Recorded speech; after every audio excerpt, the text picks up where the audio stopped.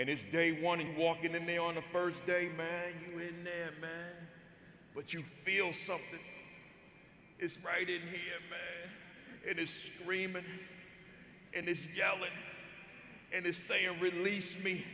And it's saying, I am the number one determinant of the success or failure of my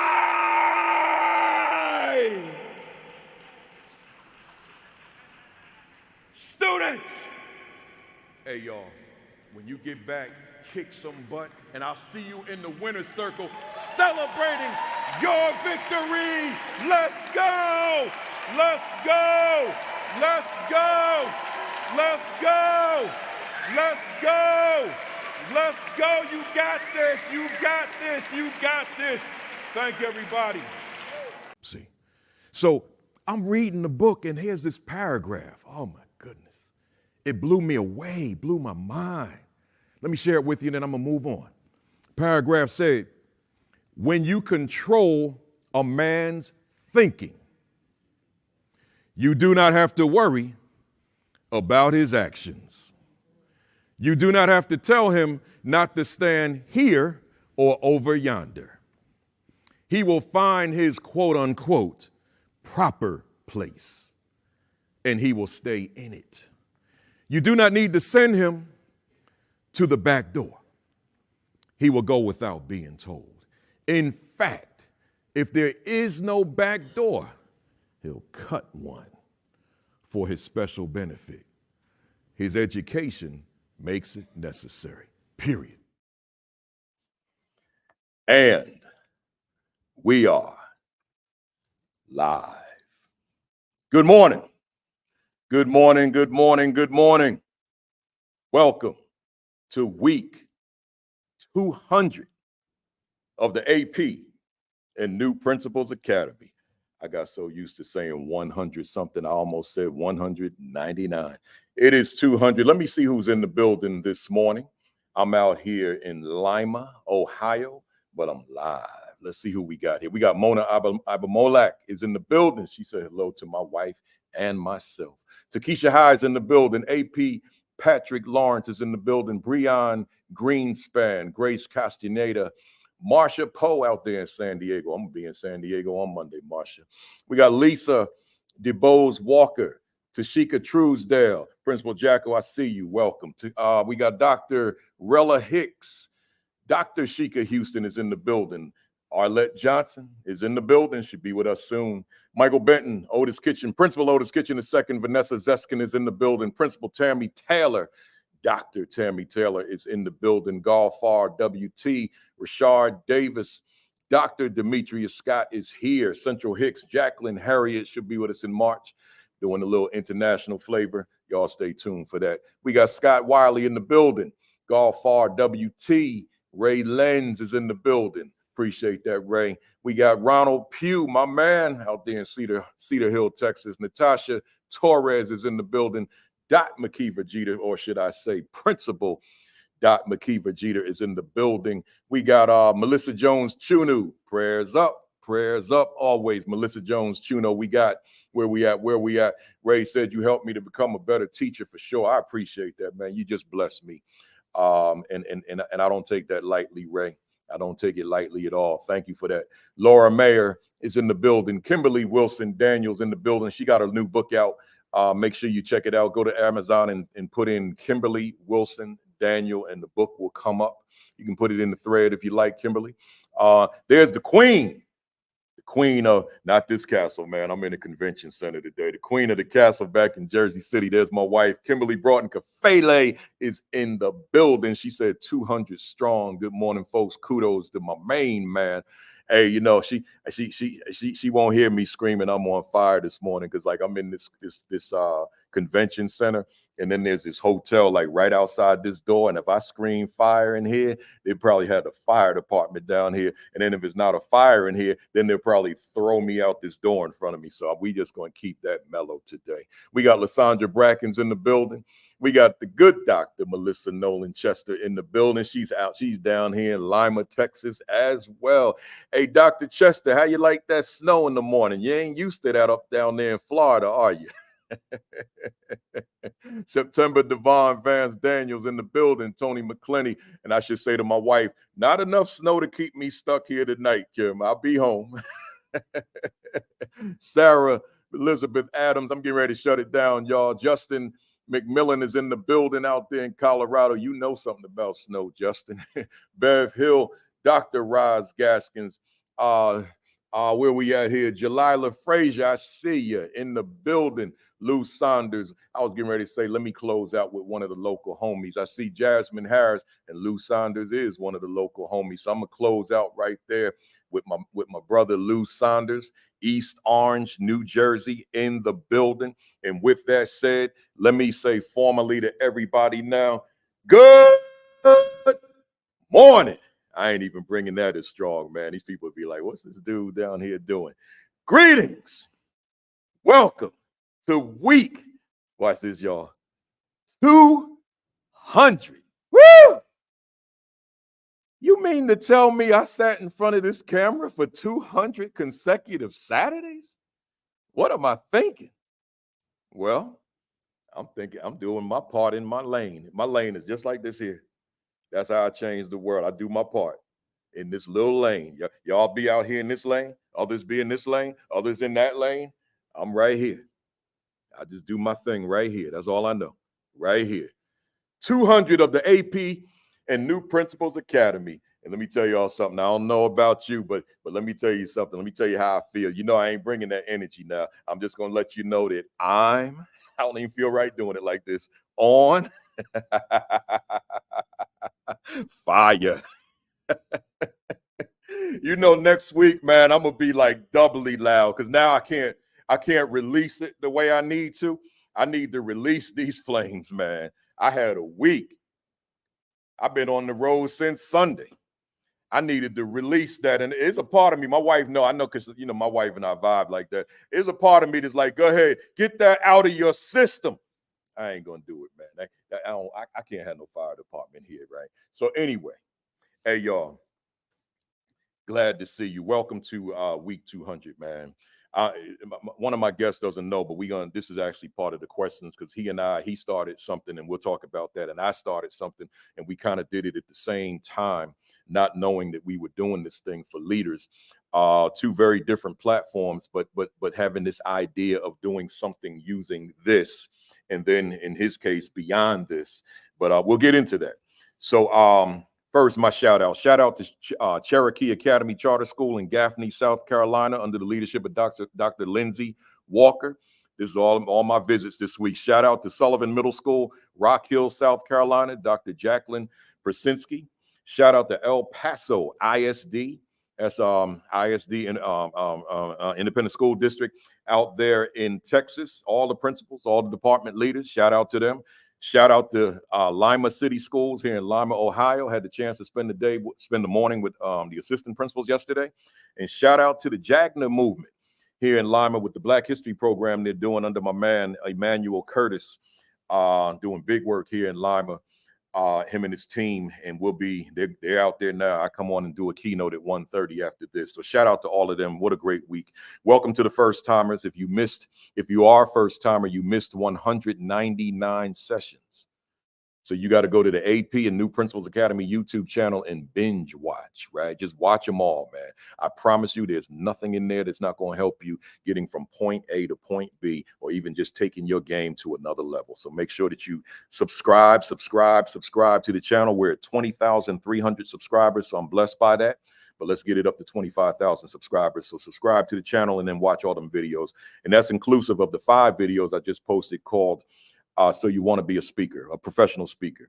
5 videos, 9 hours of content to teach you how to do this work that I do, right? So check those out on the same channel. Also, make sure you check out the midweek fire. That's every Wednesday. I put out a 60-second YouTube short, just a little energy, little burst of energy to get you through the week if you're so inclined. So make sure you come to the channel and check those out. Be sure to like and follow the AP and New Principals Academy Facebook page. I didn't bring any books with me, so just make sure that you get the Assistant Principal 50, the Assistant Principal Identity, the Principal 50, the Aspiring Principal 50, and Is My School a Better School Because I Lead It? Those are the 5 leadership books that I've written. I got the teacher books, but we ain't going to list those today. Make sure that you go to principalkafele.com and register for the School Leadership Institute with Principal Kafele. We're going to be in Houston, July 9 and 10. Been doing this every year for several years. I don't even know what year we're in now, but July 9 and 10, join me in Houston. Go to principalkafele.com, scroll down to Principal Kafele announcements, and then you'll see it right there at the top. Click the link, register, and then I'll see you in Houston all day long on the 9th, all day long on the 10th of July.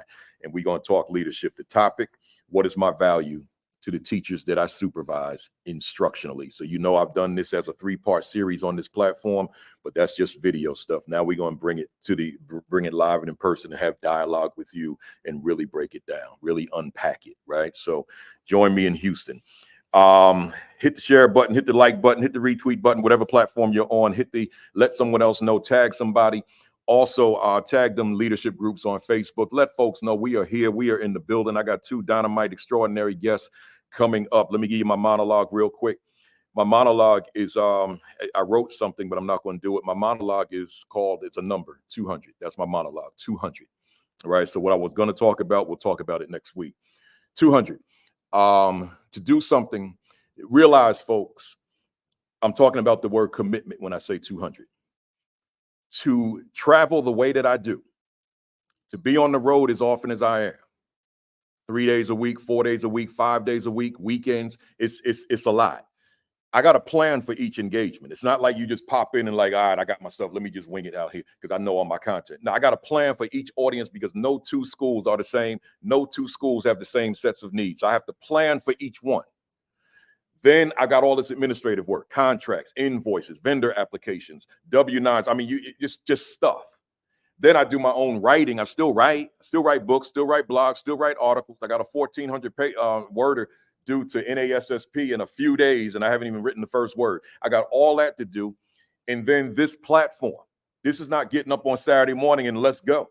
I got to I got to reach out to the guests. I got to send them certain information. I got to gain their information. I got to learn their information. I got to internalize their information. I got to study their information. Then I got to put together the agenda, right? And then ultimately we deliver.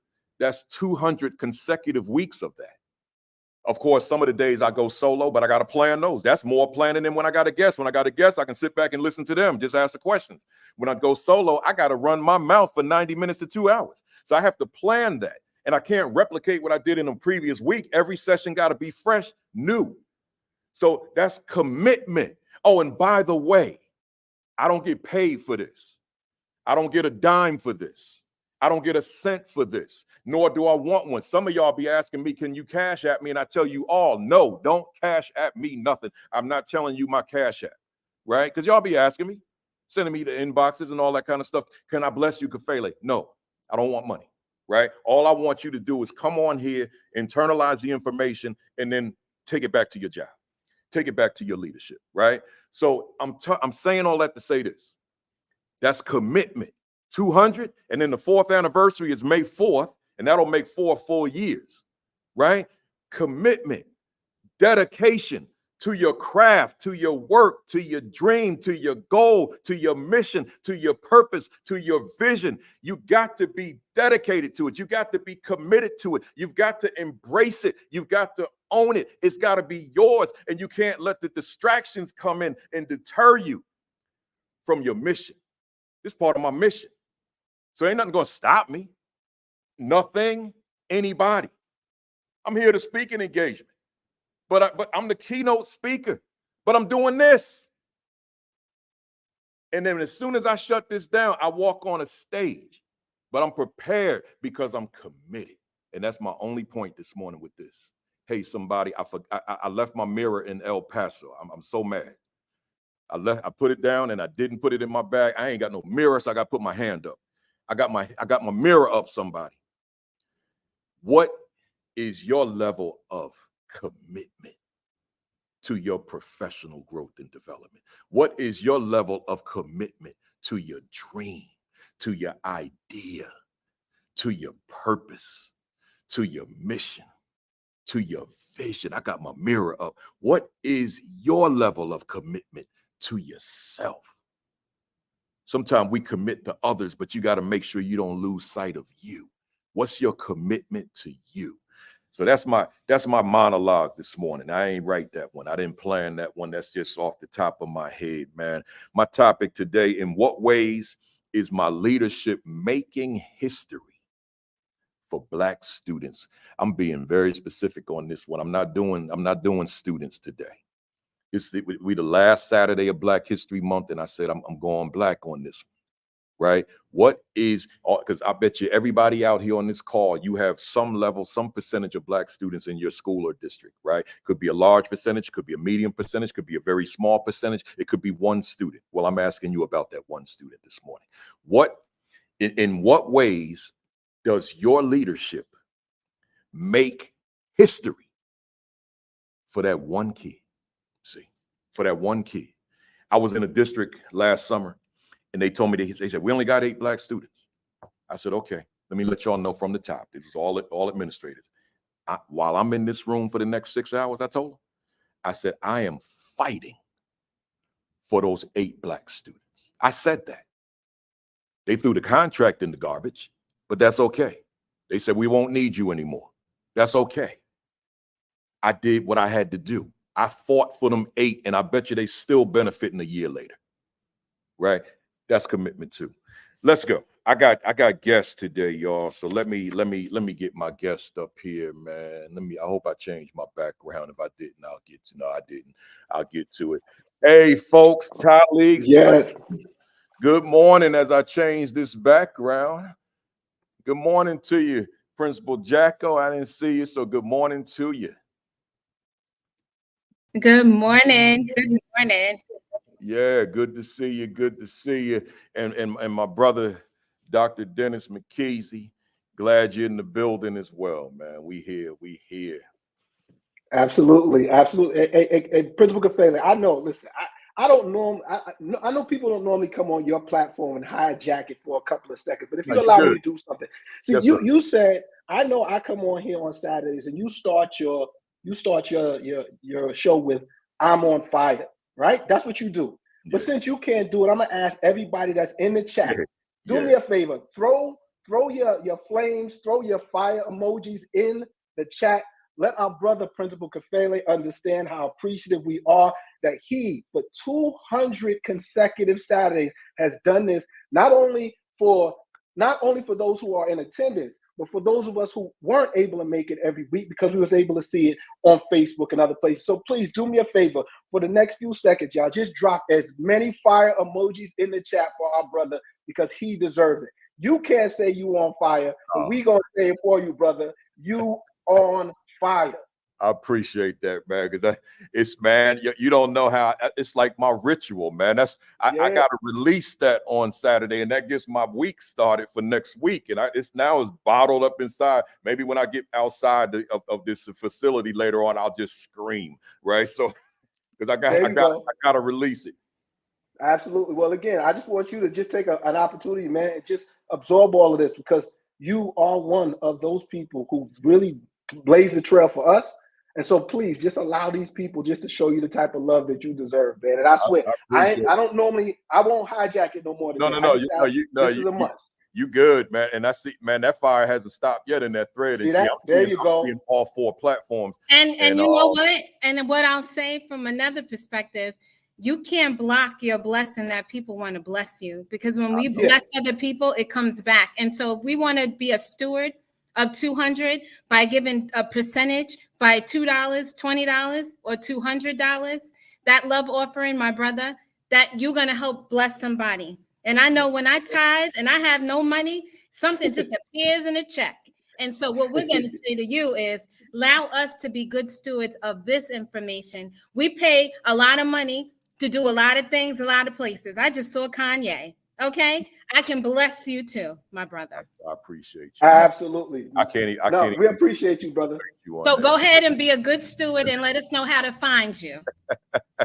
Either your vendor number Yes. in New York City, whatever entity it is, but do not block people from being a blessing. And $2, As you can see, Principal Kafele, sometimes I put a battery in Jacko's back, and sometimes it's hard to stop her. But again, we want you to know that you're on fire, and we appreciate you for bringing us on, but more importantly, but what you do for us every single day and all the sacrifices you make for your family and everybody else. So thank you so much, brother.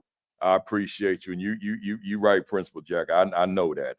I can't even debate you. Let me read these bios, folks. I always want the folks in the audience, the fam, as I call my audience, to know what the folks who come on, my guests, have done. So let me go. Let me start, ladies first. Principal Aneesha Jacko is an authentic, bold, compassionate. I'm gonna read fast, y'all. Compassionate leader with over 24 years of counseling, instructional, coaching, and operational planning, administrative, and financial management experience in a large urban school district. She received her undergraduate degree from Hampton University in Hampton, Virginia, and her master's degree in special education and early childhood education, literacy, and educational leadership. She's a doctoral candidate pursuing her EDD in education executive leadership, researching elementary school principals' perceptions around collective efficacy. She is presiding, a president and owner of the Results Are In LLC. Her primary goal is to connect with the world through meaningful interactions and talk. She's a licensed minister at the Greater Allen AME Cathedral of New York. She's in her third year of seminary, concentrating on Christian leadership, an active community leader, serving in several organizations for over 20 years. She collaborates with leaders globally with Off School Grounds, OSG, to support and impact schools and communities.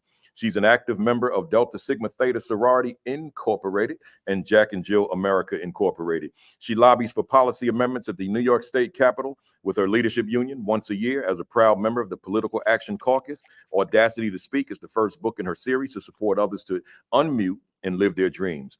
Jacko lives in Queens, New York with her husband, Danny. They have two children, Sai and is it Avi? She is self-published, best-selling author of her first book, Audacity to Speak, emphasizing the importance of showing up and using our voice. Presently, she hosts her programs on the NU network while serving as director and writer for scripted children's shows. During her downtime, you'll often spot her at the sidelines of her son's soccer matches, enthusiastically cheering them on. Great stuff. Dr. Dennis McKesey is a committed, dedicated, innovative, and resourceful education professional with nearly 3 decades of experience vigorously advocating for and promoting educational equity for students from socioeconomically disadvantaged backgrounds. During his tenure, Dr. McKesey was featured in Paul Tufts' New York Times bestseller, Whatever It Takes, and Davis Guggenheim's award-winning movie, Waiting for Superman, which many of you probably saw. Dennis has a passion for direct involvement with the education of children through effective school leadership. After the principalship, Dr. McKesey desired to share his effective and beneficial strategies with other educational leaders across the nation. He has coached and consulted and mentored hundreds of school and community leaders nationwide as president and senior lead consultant of In Our Best Interests, LLC. In 2020, McKesey, driven by a fervent dedication to social justice and staunch commitment to equity in education, established the Off School Grounds Coalition, OSG, with an unwavering belief in the inherent potential of every child, irrespective of their circumstances, leveraging extensive expertise in education, community development, and advocacy. Dr. McKesey has steered OSG with resolute determination, transforming it into a beacon of hope for underserved urban communities. Embracing the ethos of collaboration and community engagement, Dr. McKesey has cultivated partnerships that magnify OSG's impact, empowering students to realize their fullest potential. Through visionary leadership, Dr. McKesey spearheads OSG's mission to dismantle barriers, unlock opportunities, and forge a brighter future for generations to come. A little more. Amidst the challenges posed by COVID-19 pandemic, Dennis launched Off School Grounds, a groundbreaking virtual platform catering to school leaders nationally known as Meetup. The Meetup, OSG, The Meetup serves as a nexus weekly for fostering innovative leadership practices, enabling educational leaders to propel opportunities for all students forwards. Leaders participate in leadership development initiatives and exchange best practices alongside influential figures from the entertainment industry, as well as numerous members of the political sector. This platform serves as a catalyst for national dialogue among school leaders, amplifying opportunities for students on a broader scale. Lastly, in May of 2022, Dennis received his doctorate in educational leadership from the University of New England, located in Maine. As a graduate of his alma maters, Mercy University in New York and the University of New England, Dr. McKesey was inspired by those professors that imparted the invaluable lessons of adult learning through innovative pedagogical practices. He then took his inspiration to not only further his work as an educational consultant, but also to embark on his journey to become a college professor. He currently serves as graduate adjunct professor at Columbia University's Teachers College, as well as his alma mater, Mercy College, in the Educational Leadership Department. In this capacity, he continues to mold the next wave of educational leaders, guiding them toward impactful change in their communities. Woo! It's a lot there, y'all. A lot of information, fam. They're doing big things. So get your pens out, get your pads out, or your devices, whatever you're gonna use, and let's get some notes here. I got to do a hard stop. Hopefully we don't go too far, but I got to do a hard stop at 1 so I could prepare for that keynote at 1:30. So let's jump on in. I want to start, ladies first. Principal Jacko, your bio, it states, and I quote, "My primary goal is to connect with the world through meaningful interactions and talk." Let me say that again, because I want to put an emphasis on a word. My primary goal is to connect with the world through meaningful interactions and talk. What caught my attention when I read that in the bio was you said primary goal.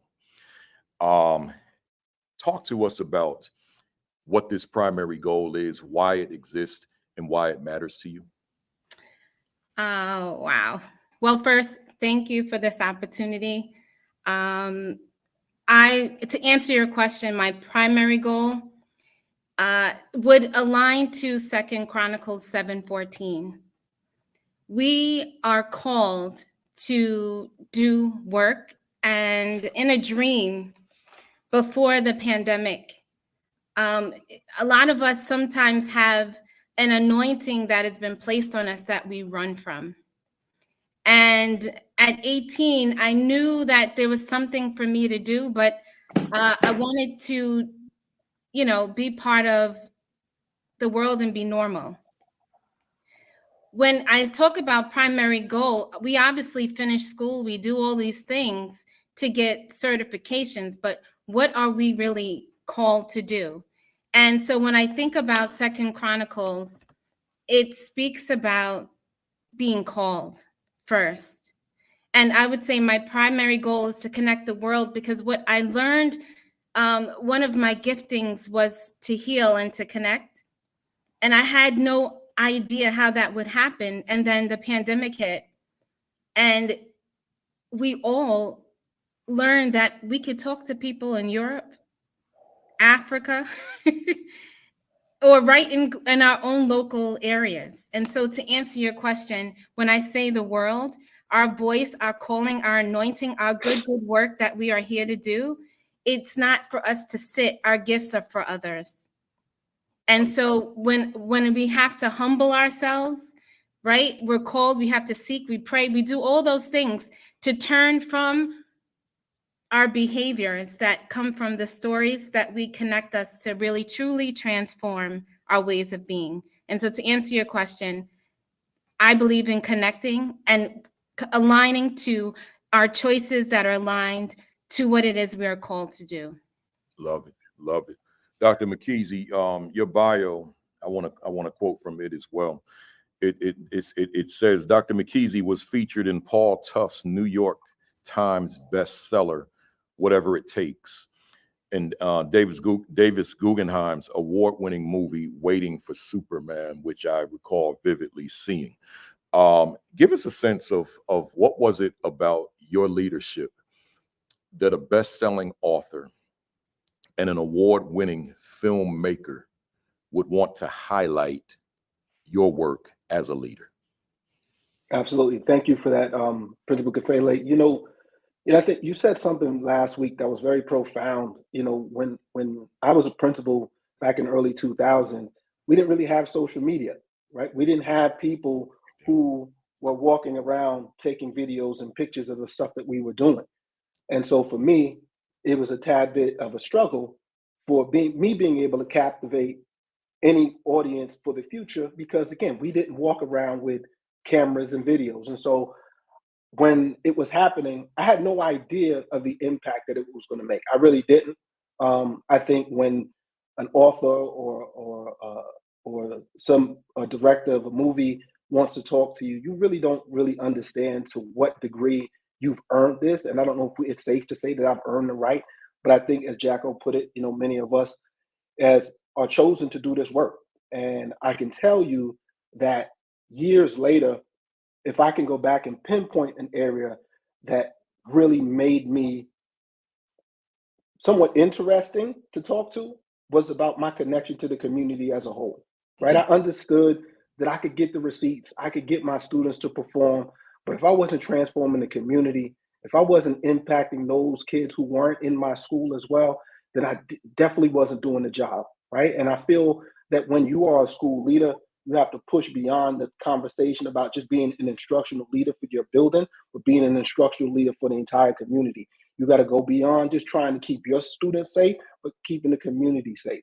And if we're talking about all these issues that plague our community, food insecurities, financial illiteracy, the tech gap, and all those things, it's not only about the kids that are in your school, it's about the community. And so when Paul Tuff and Jeff Canada, who's a mentor of mine, they really drove home that point that if we're really going to do whatever it takes, it has to include those that are outside of the school as well. It can't just be the kids that are in our schools that we're focusing on. So I think that probably is it, Principal Kafele, that just looking holistically at what community development and community change looks like, but using the school as the hub to do so, and using me as the school leader, not only to be a school leader, but for me to be a community advocate. I think that was the main reasons why it became such an interesting conversation to have, because I was very unapologetic about it. And you as well know what it's like to make these type of sacrifices. We didn't have cameras and videos and Facebook and Instagram at that point. It just didn't happen. So you had to do it because you loved to do it. You couldn't do it because you was getting this type of notoriety. And so years later, to be able to find myself in those spaces and people still talk about the work we did in Harlem and what I was featured about in the book as well as in the movie on Waiting for Superman, it truly is something beyond a blessing. It is. That's special. I want to stay with you because you said something. I want to go off script a little bit. Back in I don't know what month you created OSG. Do you recall? March. Next month will be 4 years. Okay. So in March of 2020, and then myself in May of 2020, you and I almost simultaneously, and I'll just say this because it's what I believe. You and I created two game changers for leaders nationally, right? Now, for me, mine was just going to be an 18-week venture. We were home, stay at home. I'm going to talk to APs for 18 weeks, and then I'm done with this, right? I'm moving on to the next thing that I'm going to come up with.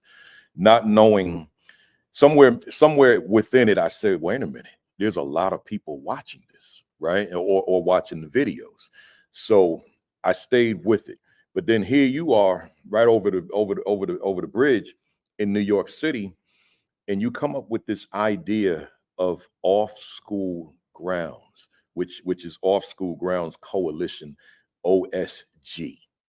And there's a lot of pride out in the world around OSG. I see them all on the thread right now, right? And there's this pride. My question to you, what was your initial vision for Off School Grounds? And did you foresee, like it's not even where it's going to be, just like this platform is not where it's going to be. But let's talk about real time. Did you see that it was going to arrive at this place that it is right now on February 24th, 2024? You know, Principal Kafele, that's an amazing question. And I'll share with you something that most people don't even know about off-school grounds. So initially, before the pandemic even hit, right, I thought to myself, you know, what the country and the world doesn't see enough of is the person behind principalship, right? The idea of being able to go to work, take care of other people's children, and just, you know, and just be an instructional leader and all those things are very important. But I think what people forgot that those people were human beings as well. And Yeah. so the initial concept of off-school grounds was me figuring out how do I acknowledge the greatness, which is principals and school leaders, while at the same time, let's take a trip off school ground. What is it that they enjoy doing? If you enjoy bowling, let's go hang out on the bowling alley and let's talk leadership. If you love what you did and you love to take walks, let's take a walk and do that. If you love the particular restaurant, let's do that and let's talk about leadership. That's the original thought about off school grounds, because I didn't think that principals and school leaders, assistant principals got enough recognition about who they were as people and the sacrifices that we were making. Because, you know, one of the things I remember vividly was my wife and I, you know, and I'm sorry that we didn't mention her earlier. My wife of 20 years, my amazing wife, Denise McKesey, and my beautiful children, Kayla, DJ, and my son, Michael, whose birthday is actually today as well. Happy birthday. Thank you. And what I remembered about that, Principal Kafele, I was a principal. And during that time as a principal, my wife and I had lost a child. We had lost a child. And me not really understanding how to separate being the best principal in the world versus being the best husband in the world, I went back to work almost the day after the loss of my child. My wife stayed in the hospital, but me thinking that was my escape, let me go back to work until my staff was like, no, D, you got to go home. Enough is enough. And the concept behind off-school grounds, because people would never see that in me. All they would see is a strong leader, that person that was always going to push. But I think there's a story that needs to be told about that principal who struggles with loss, a principal who struggles with cancer, a principal who struggles with financial issues. We need to have those conversations, but we need to do it off school grounds, because that principal who they are on school grounds has a lot to do with the person that they are off school grounds. So that was the initial thought of it. The pandemic expedited the conversation around OSG and off school grounds, and it may change the whole concept a bit, because if you can remember back in March of 2020, everybody was scrounging and struggling to figure out exactly what it is that I'm going to do during this pandemic. None of us has ever experienced anything like this. I watched everybody from, if you were an essential worker, most people took time off of work. Most people, they didn't go back to the office. But guess who was asked to go back into those buildings and to be as courageous as possible? Those were those school leaders. And so I realized that what needed to happen was acknowledge the fact that the school still needed to run, but it needed to run based on the things that were happening off school grounds. So if we're talking about food insecurities, that still existed. We're talking about the tech gap, that still existed. And who was the one that was responsible for making sure that those things continue to find its way into the lives of our young people? And so the Off School Grounds Coalition was connected from that perspective, because I felt like principals were scattered all across the country trying to figure this out by themselves. And because I've done consultant work and I had all of them anyway, let me use a virtual platform to bring them all together to have a conversation about ways to share best practices, ways in which we can share our emotions about what's going on, and for us to kind of carry each other through this particular pandemic. So I did it similar to you, Principal Kafele, as a labor of love. They needed a space, I created a space. I had no idea that I would still be doing it 3 years later, but it was the main purpose of off school grounds was for us to understand that if we're really going to change things that are happening in schools, we have to worry about the things that are happening off school grounds, hence the connection between the school and the community. So that in a nutshell is why I decided to push this narrative around OSG, but then collectively decide, not only am I going to do it with educators, now let me bring entertainers, let me bring elected officials and everybody else to see what these people were doing at the height of a pandemic. That no matter what happened, we were still feeding children, we were still being, tech gurus. We were doing everything that needs to happen. So Off School Grounds, really in a nutshell, it's just been a movement where we keep pushing the agenda around what we have to do off school grounds to change the narrative of what's happening on school grounds.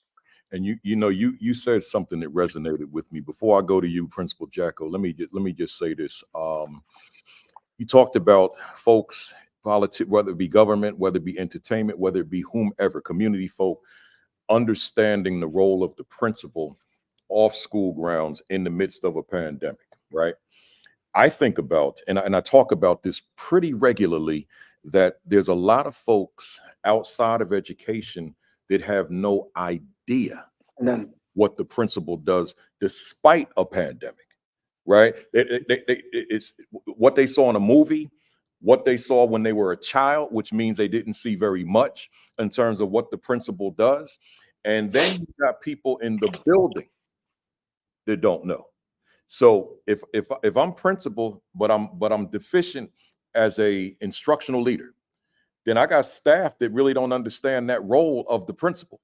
And then the children may see me walk into a classroom, but they have no idea why. So my conclusion to all of that is, in a lot of cases, in a lot of schools, the only one that really gets the principalship is the principal, and no one else in the world knows what that means, right? So then when you couple what you just said in terms of the context of the pandemic, oh man, there's a need for that education to enlighten people as to what this thing is, this very complex, very complicated, very challenging, can be overwhelming position that only one person holds in a building, the principalship, right? So great stuff. And let me go to you, Principal Jacko. This time of year, Principal Jacko, Black History Month, this is my season. And I know, I'll make the argument along with everybody else that Black history is not confined to a month. But for me, that's not what it's about. For me, we're in leap year. This is a 29-day holiday. And then in terms of what it entails, that goes on ad infinitum, right? So with that, I want to throw this at you. Black history. What is the significance of Black history to the leadership of Principal Aneesha Jacko within your capacity of leading those young people and staff? Wow. I'm in school literally, and you are taking me to school, and I honor you. I believe before we can talk about my personal leadership and history that we're making, is that you have to honor your history. Mm-hmm. And when I think back to when I became an AP in 2008 in Harlem on 120th and Manhattan Avenue, that was blocks away from where my grandfather had his law office next to the Apollo, Edward Jacko Jr. And he was a civil rights attorney for Muhammad Ali and Malcolm X, just in that area. And he advocated for the community, the Muslim community in Newark. I don't know if I said that correctly. But when we think about Uncle Harold, who was the first Black sergeant in the NYPD, and when he turned 100, the 113th precinct in Queens gave him a party. And I want to be very clear, he was the first Black sergeant on 52nd Street and 2nd Avenue. That's the 17th precinct, right? And then we think about Gloria Carrington, my grandmother, who came through Ellis Island to Harlem and was a class of nurses at Harlem Hospital. And my family lived literally where I was in AP, 20 blocks away on Edgecombe and 140th. I think before we can talk about ourselves, we have to humble ourselves and be aware that we are standing in accountability for those who prayed for us and who had toiled to be here already. And so I want to thank my ancestors. I want to thank my family members for the work that they have done already to pave the way for us now. And so can you imagine in 2024 that we are still making history? I am the first Black woman appointed principal at my school, and the school was open in 1931. Wow. So I'm the first Black woman appointed principal of my school. in Hollis Park Gardens. And you think about when the pandemic hit, I was the first Black pre-K center, had the largest pre-K center of students, about 620 in Manhattan. Mm. And so when I think about my leadership, we still have work to do, but we must honor those who came before us. And I am a student of logging on OSG during the pandemic. My life changed. I started a company. I wrote a book, right? And I call that the Renaissance, right? We connected with the arts. We connected with politics. We connected with, Lays. One of the things I love, I'm passionate about is DJing, right? And so, but being aware that I am because we were, and we will continue to be. And so I think that's the work of all of our collective work, whether it's me as a sorority sister leading in a certain entity or being a mom of Jack and Jill. There's still good work to do, but you have to honor that it's still important for us to enjoy each other and our community. Yeah, I love it. I love it. Let me throw a part B at you. And this is me, and you take it how you run with it the way you want to. Black history, and specifically Carter G. Woodson, the miseducation of the Negro. That book, his teachings were the cornerstone for my work, and I could also say is the cornerstone for who I am as an educator. Right? I'm not. In other words, I'm not the educator that I became if I didn't have exposure to Dr. Carter G. Woodson. I think I'm still successful in it, but I'm not in the same direction. I'm not in the same space. Is there somebody that you look back on in history or even contemporarily and you say, this person was influential in how I evolved professionally within my leadership?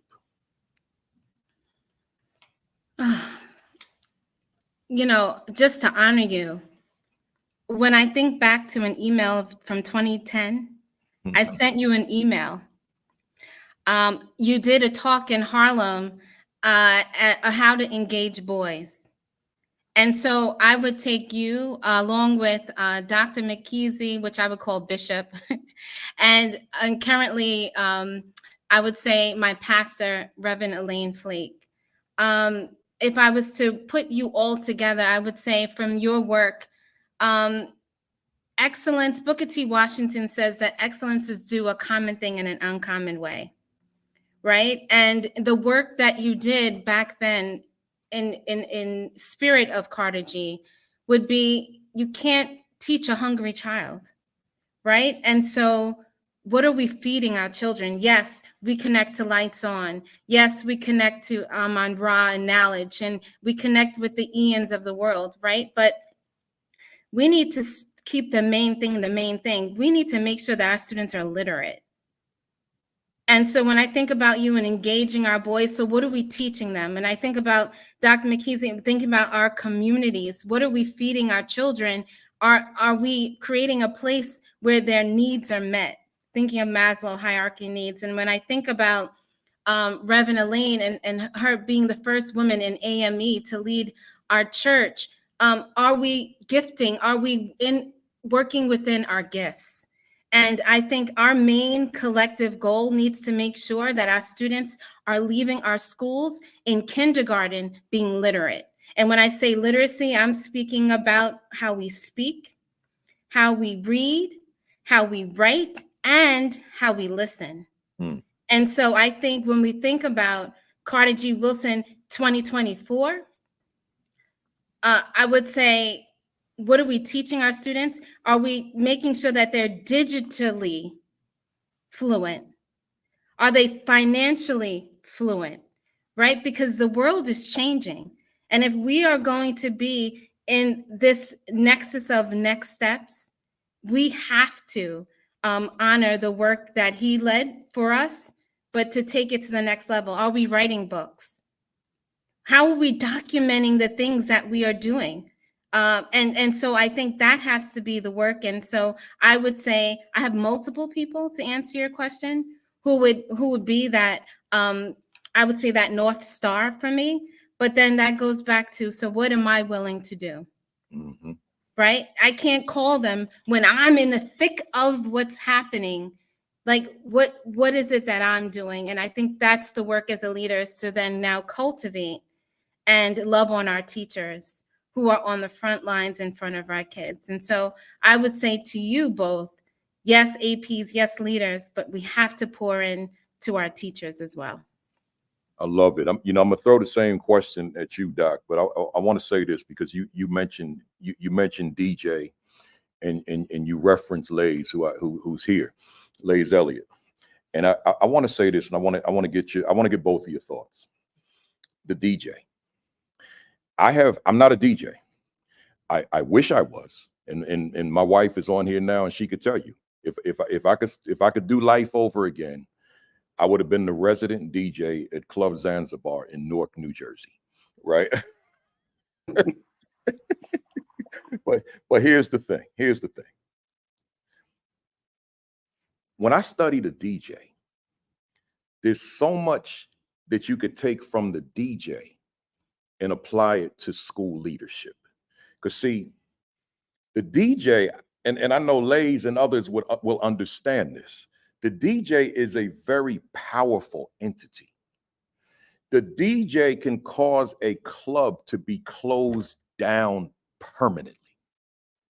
Or the DJ could make a club the most popular club in a city, in a state, or whatever.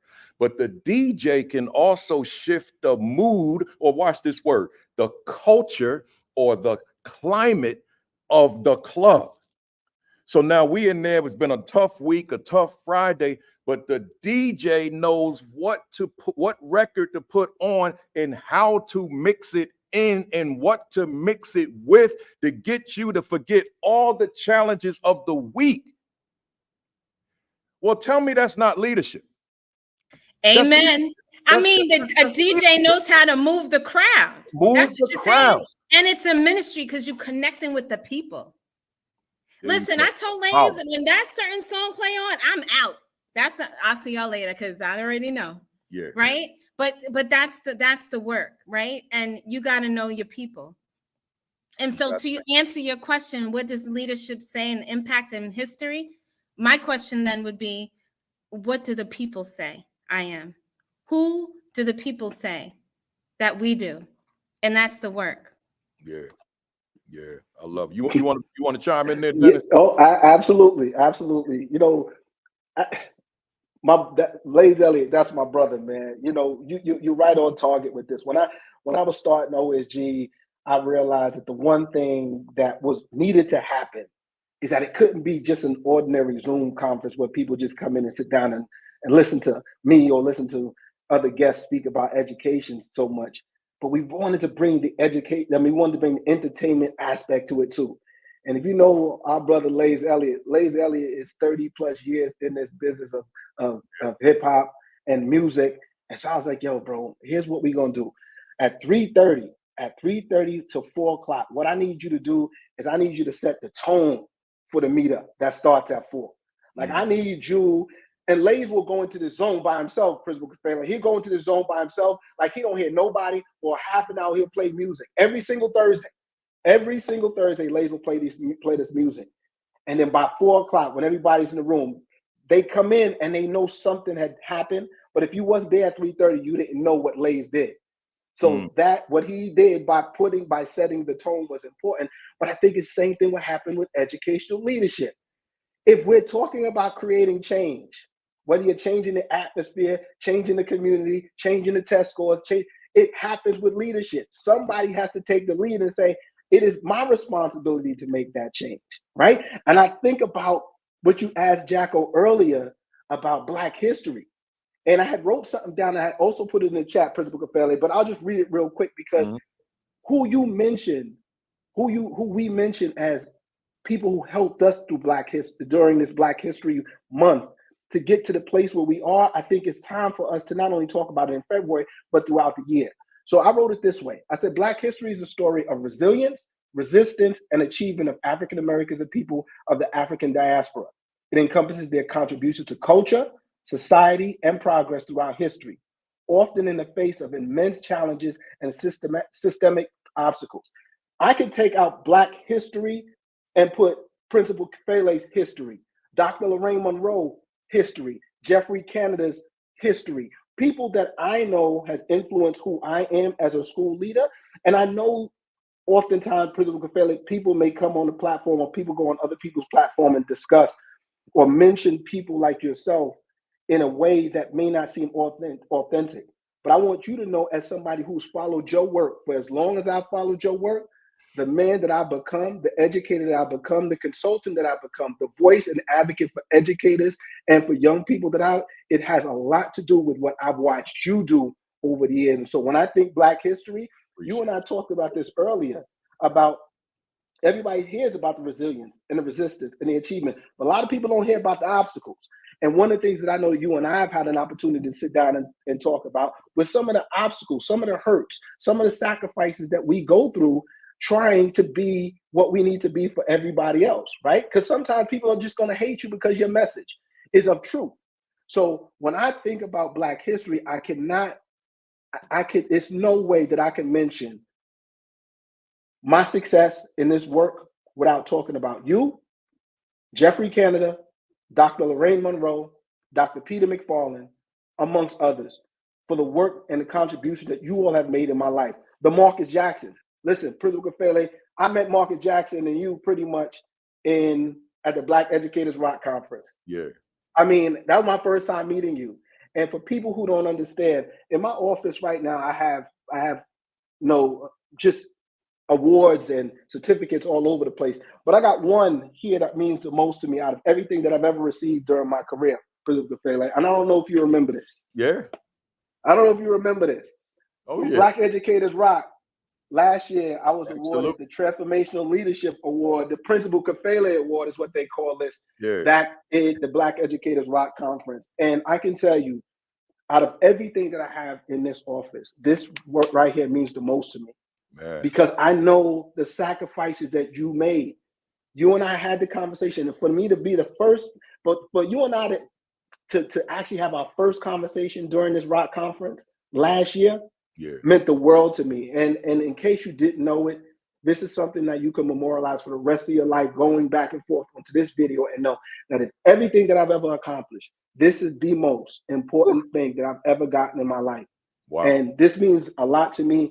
And so thank you so much for your contribution to not only Black history, but more specifically to my life as an educator. And I'm going to continue to make you proud. And anytime you feel tired and anytime you feel drained, just remember you got a brother right here in New York that trusts and believes in the work that you've done. And if you ever need me for anything, just holler at me and I'll definitely be there. Man, I appreciate your words, both of your words. I appreciate it immensely. Now, see with me, as far as you and there's a middle person that kind of connect me to you from a distance, and that's Nyree Dixon in Brownsville, because she would always mention you. And so she talked about you so much when I would be at her school that I felt like I knew you, so all those years I'm feeling like I know him. So when I finally was face to face with you, I felt like there was already a relationship, right? Because I had heard so much, because so many people, so many of the principals in New York that I work with, they reference you all the time, Mary, but you know what's funny? I don't know, Dr. Mary Wilson here right now, and Mary. So your name always comes up. But that's what I'm saying, Principal Kafele. Again, it's not strange that you and I have traveled a lot in the same spaces, because again, the message is always going to be the same. It's always going to be about excellence. We're always going to push this narrative that all children can learn, and that we're going to do everything we can to make sure that equity is of the utmost of importance for everybody who's leading our children and stuff like that. And so, as I said, it becomes easy for me to pick up where you left off with Dr. Wilson, right? Because I've actually studied you. So whatever you've said to Dr. Wilson, I come around and I say it to her 17 years afterwards. 15 years afterwards, and it makes sense because she knows that you are the one who set her on her path. So I definitely appreciate you. And also too, you and I can't leave out the great Dr. Chester, Melissa Chester, because if it wasn't for her and what she's doing with Black Educators Rock, I wouldn't have met you last year in that cafeteria at in Jacksonville. That's right. That's right. Yeah. Shout out to Dr. Chester. Let's go with some of these talking points y'all gave me. Let me get my screen right. I'm gonna just go in my sequence I had. You know, you had said I had the audience out here, excuse that typo with that number 1 twice, but the audience out here, the ones that rock with me, you know that I ask my folks for those points that they're passionate about. And you indicated that my leadership pioneers innovative approaches, supporting schools and community leaders in directly addressing barriers to success for students. And I couldn't fit it all on, so let me read the rest. Reshaping the educational landscape. So talk to us about what you're saying there, but I want to throw a question in there with it. And the question is, given that I know that there's a lot of young heads that tune in either live or watch the videos later on, what are some of the barriers that you had in mind when you wrote that? Yeah, I think the number one barrier was the fact that the role of a principal is ever evolving. And so something that you might have learned in college or what you might have learned in your coursework doesn't apply to now.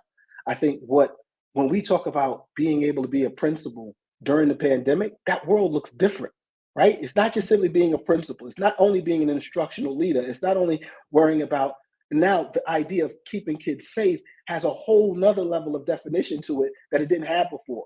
Dealing with food insecurities is completely different. So I think the major barrier is the evolution of the role as a principal, and that most people keep saying, and Principal Kafele, I know you're used to hearing this as well. You get people who will say it to me all the time, but Dr. McKesey, you don't understand. Dr. McKesey, you don't understand.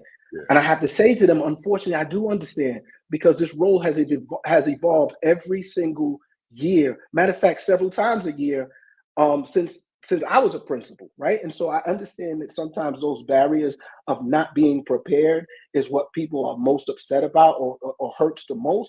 But the reality of it is that's why you don't do it by yourself. That's why you go to conferences. That's why you reach out to the support of a Dr. Dennis McKesey or Principal Kafele or Marcus Jackson or a Dr. Chester, or reach out to your colleagues. So it's important that people understand is that this barrier that exists of just this ever evolving role as a principal, you no longer have to do it by yourself now. See, before the pandemic and before virtual platforms, you basically had to figure this out yourself. Mm-hmm. But now there's no need to, because you can come here on a Saturday or you can come to the meetup on Thursday and you'll get that. So you understand you don't ever have to travel that road by yourself. And so I think that's the major obstacle. But the one thing I tell principals now, though, Principal Kafele, is if you can keep community leader in the role of principal, if you could put that in the job description, then you'll accept the fact that it's going to constantly change, because communities are changing every day. Everything is changing in our community. If you only look at yourself as a principal, you're going to struggle, because you don't understand that the reason why your role is changing is because the community is changing. And so make sure that you implant the conversation around community leadership, community advocate, community developer, and everything into the role as your major role as a principal. And that would be the one way that you can overcome that major obstacle. I love it. Folks out there, we're talking about in what ways is my leadership making history for Black students. You had something interesting, Principal Jacko, here. You said food, and that jumped out at me. Intentional curriculum, implementing culturally responsive teaching practices, affirming and celebrating. I want to say that again. I want to put emphasis on a word: affirming and celebrating Black students' identities and histories. And I couldn't fit it all. So fostering a sense of belonging and empowerment in their learning environment.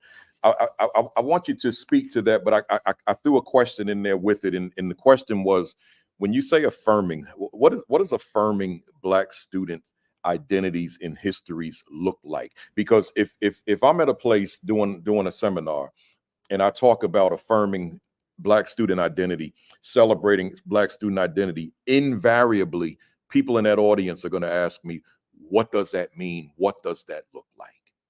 I'm asking you that question.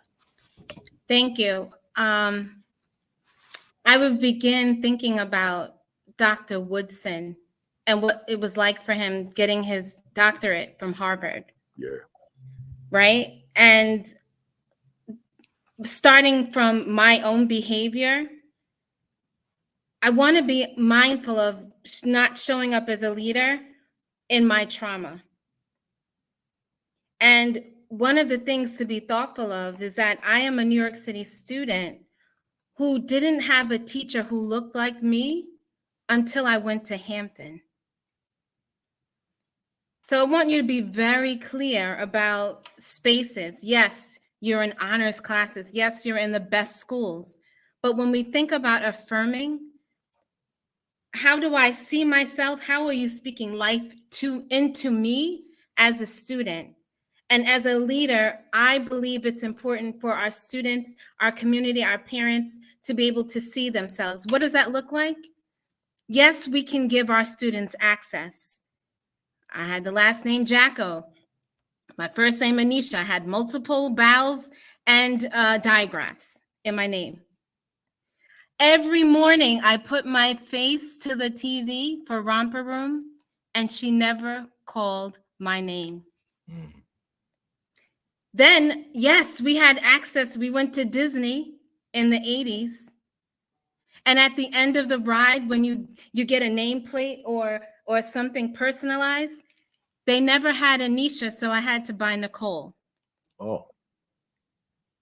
So yes, we can go into these places. Yes, we can show up and be there. But what happens when you are waiting for your name every Saturday to be called and it's never called? What do you do with that? You create as leaders a place where I make sure that in pre-K, every month our students see themselves in the mirror and draw a picture.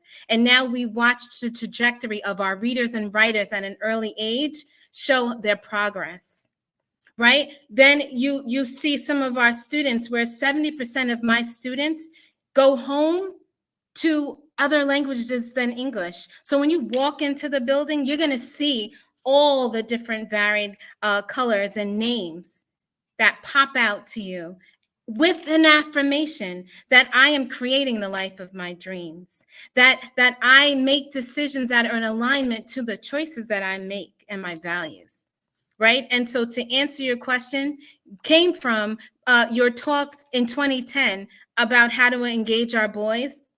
And Dr. Pedro Noguero talked about you can't teach a hungry child. So we have to be mindful of the food that we are getting for our families, for substance, but also spiritual food, mental food, the social emotional food, because we have to make sure that our students see themselves in the curriculum that we're teaching.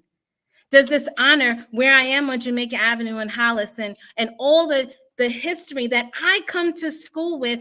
Are you honoring who I am in your place, right? Are you showing me the credits? And so one of the things I love from music, thinking about affirming, yes, you can play this new song, but understand it was sampled twice from artists.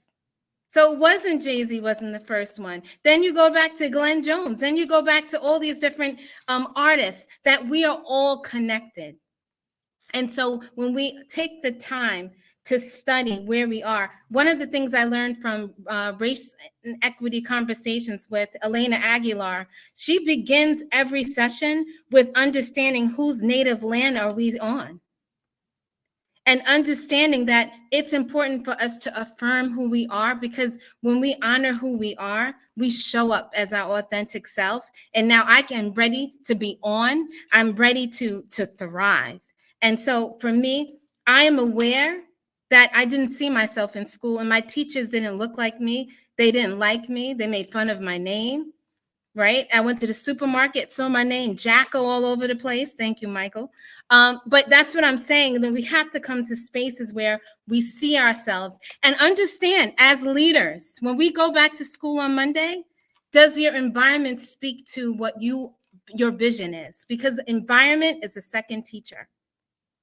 And so, yes, this is great what you have, but do I see myself in your vision when I walk into the building? And so that's what I would say.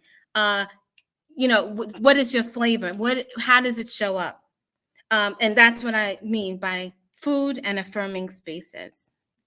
So Principal Jacko, I'm in some rural community in a cafeteria or a library, and there's a large percentage of African American students that attend this particular school in my head here, but the teachers, there are no Black teachers in the building.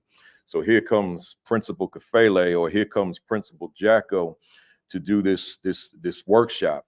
And you're talking about the things you just talked about in terms of affirming identities, celebrating identities, but the teacher raises his or her hand and says, but I just see the children. I don't look at the race of the child, the ethnicity of the child, the culture of the child. I just see the child, and then the people in the room applaud her. Principal Jacko, see that I'm giving you my life, but I want to put you in that space now. So I'm ready. I'm ready. In my shoes. Yeah. How are you going to respond to the round of applause that I don't see that portion of their identity? Yeah. So, and I spoke about this at the TESOL conference. And what I started with was, what's your name? And what does it mean? And then I had everyone walk around and find someone with your name. And some people don't even know what their name means. And so if you are coming to me and you're speaking to me and you don't even know who I am and what I bring, you're not ready for me. And then I tell you and I'm sorry I'm standing because now I'm hyped, because when you go to the doctor's office, the first thing they do is take your vitals, your blood pressure, your everything else. Because if you're not ready, then I can't do what it is that I came to start. So yeah, your lesson plan might need to do something else. First, understanding, let me be clear, there are standards, right? There's a standard level of care that we need to give our kids. And so just like we take those vitals, you better as a teacher understand who is in your space, because that's malpractice. That is malpractice. And yes, you go to your doctor, but you get excited when you get referred to a specialist. And are we here just side corner places that we're working with health? Are we specialists? Being very clear, because if not, that's malpractice. And so we have to be leaders who are engaged and ready, giving our kids what they need, because they get sick. And we are in a sick and hungry and thirsty place. Our kids are coming to school with information that we need to learn because they are ready and they show up. Our kids show up for us every day. When we talk about chronic absenteeism, our kids are showing up. But what are we feeding them? What are we feeding them? Because this is work. This is work. And I'm going to sit because I'm a little hyped. But that's what I'm saying. Is it malpractice? And that's what I would say. Yeah, well, when they clap. I love the hype, and I want you to keep this in mind, Principal. This is not a show. This is an academy. So if you feel that spirit, you run with it, right? You got to stand up. You do it. Some days you may not have seen it, but some days I sit up on here and I scream, I yell, and I cry and tear out of both my eyes and bang on the table. It's whatever it is, it's what I'm feeling. That's what I got to go with, so I love it. I love it. I got to stay with you for a second before I go back to Doc now, because you're a practitioner. So I spoke to you from my contemporary vantage point of when I'm in a room, like this room I'm in now, got a bunch of tables for people to sit in a session. So now here you are at school, and I'm not going to get too deep with it because you do have to go back to work Monday. But here you are in a school. How are you delivering that message? One, I deliver my message by making sure that I'm showing up as my authentic self.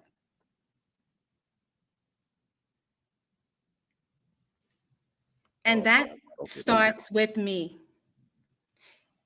One thing in our critical friends group that we had, which big shout out to Simone Fia, Dr. Susu, you have to make sure you good, and in all things take responsibility. So that's me. It starts with me.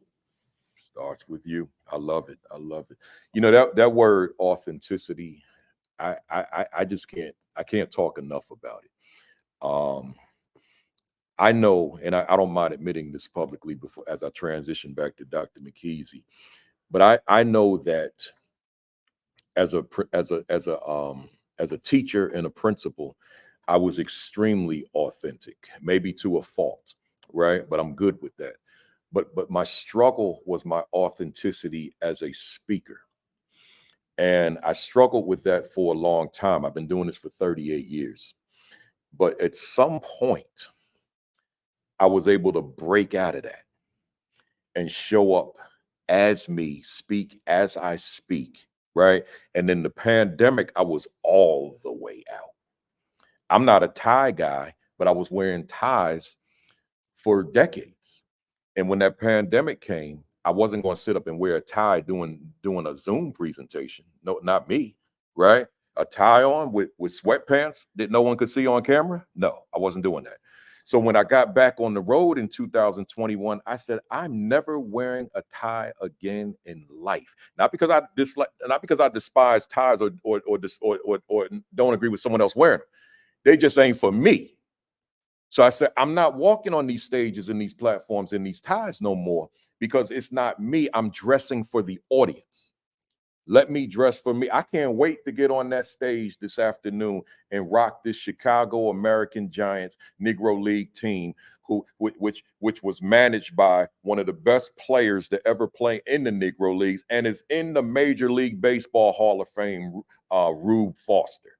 I can't wait to rock this when I speak today, as opposed to my old days when I was wearing the suit, right? So, but that's just me talking authenticity. Let me get back on script here.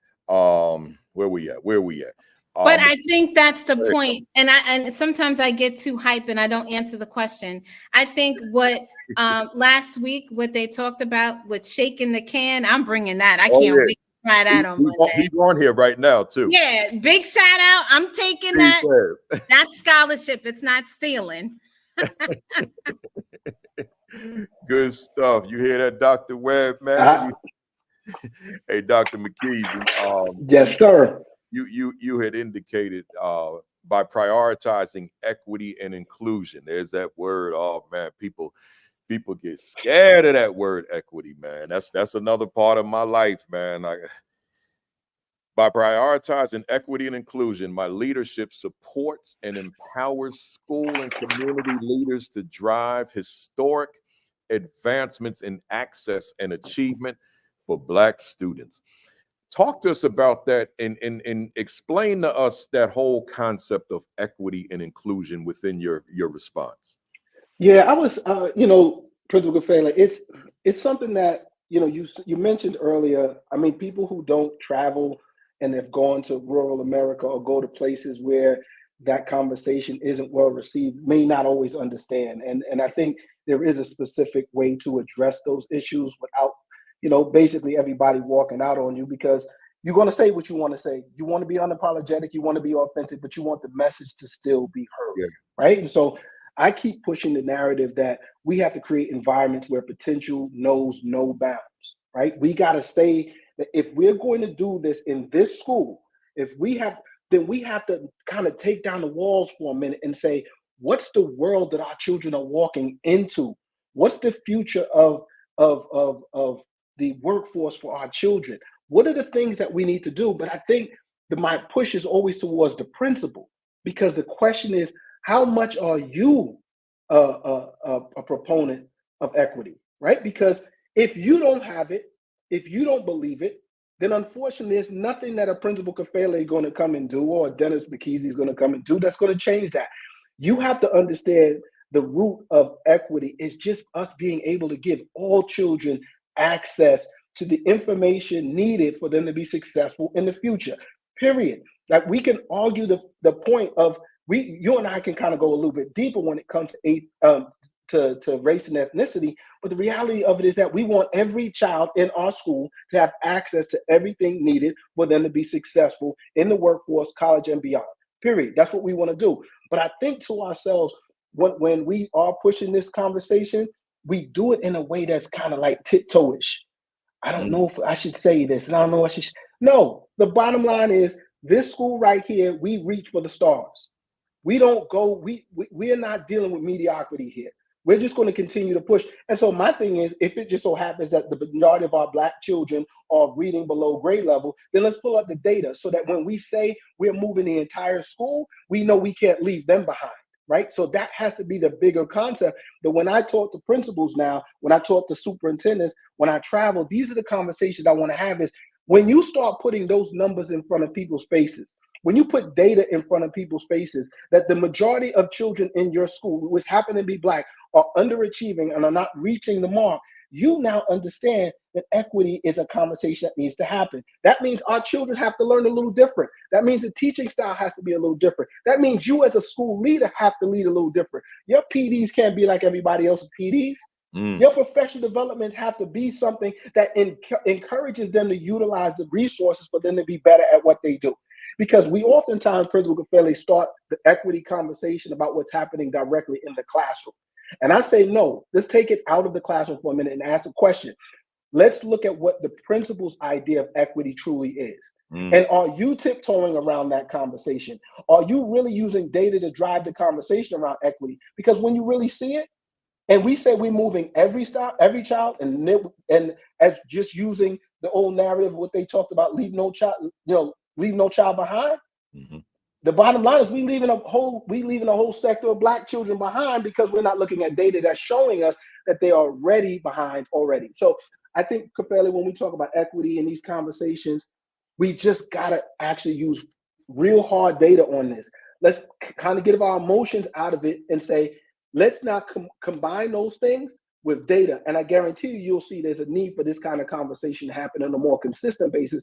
But as the principal, as the superintendent, as those above are making these decisions, you got to say to yourself, make those decisions known, but make them be data-driven and research-based when we're talking about these conversations. Stop just picking up things to do it because somebody told you to do it. If it don't work for Black children, then don't use it. Period. Let's stay there. And Principal Jacko, you feel free to jump in on this one too. You referenced data, and I agree with you 100%. As a leader, you and I have to be data driven.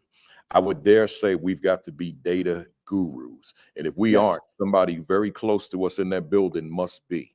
Because there's certain decisions that, yes, we're going to make that have nothing to do with data because we just got to make a split decision on whatever. But there's a whole lot of things that need to be thought out. And we need to look at, what does the data say?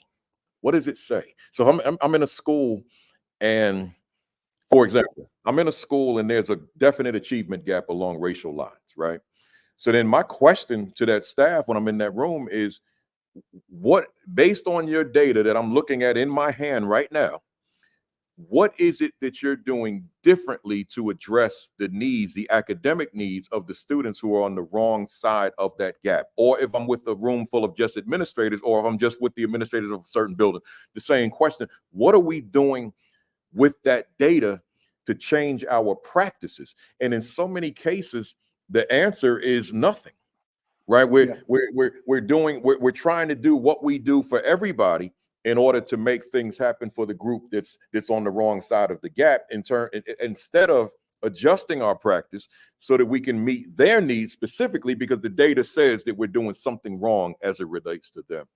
So my I don't even have to ask a question. Jump in on that. Yeah, no, I think that's a key element to the conversation around why coaching and mentoring is so important, right? Most of the time, a principal is only going to do what they're capable of doing. The capacity building needs to happen. We can't just do it in a monthly principals meeting, right? Who's coaching and mentoring that principal when they sit in the seat? The idea of what to do with data when I didn't have to deal with data that much when I was an assistant principal makes it a very difficult thing. I'm not at all making an excuse for anybody who steps into the role as a principal not having all the tools necessary, but I also understand that many come ill-equipped to handle most of the contemporary issues that are happening in our communities, especially when you look at data. The conversation of you tell a principal, listen, I want us to look at this data. I want us to analyze the data and do something about it. How would I know what to do with it? Because I don't know what I don't know.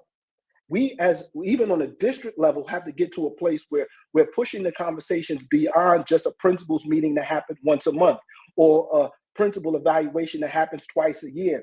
We have to do something that the most amazing person, amazing superintendent that I've met, Dr. Fia, soon to be Dr. Fia Davis here in the Bronx, what she did was she had a principal summit and she invited 12 to 15 of us as executive coaches and mentors to come and meet with her, with all 50 plus of her principals, to actually say to them, listen, if you need help, I may not be able to get to you, but if you need help, I got people right here that can help you.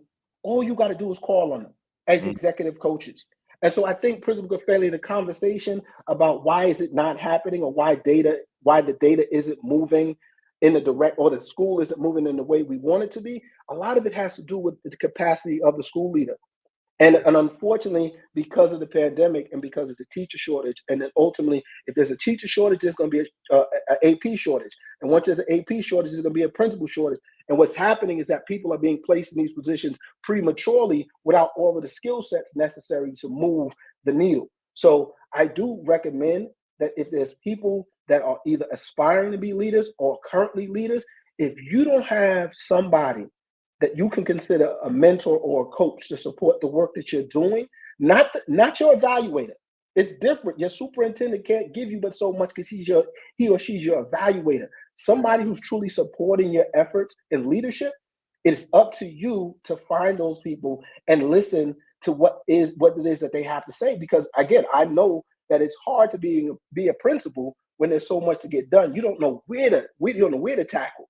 But it's important that we recognize there has to be a level of coaching going into being a strong leader that's moving the needle around data. You talked about capacity of a principal. Imagine, and we know that this happens. It happened to me.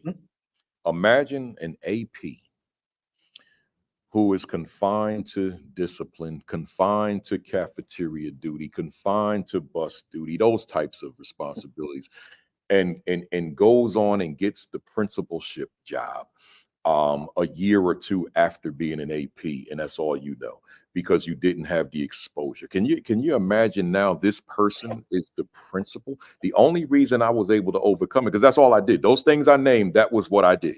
Right. But the only reason I was able to overcome it is because I was starving to be successful.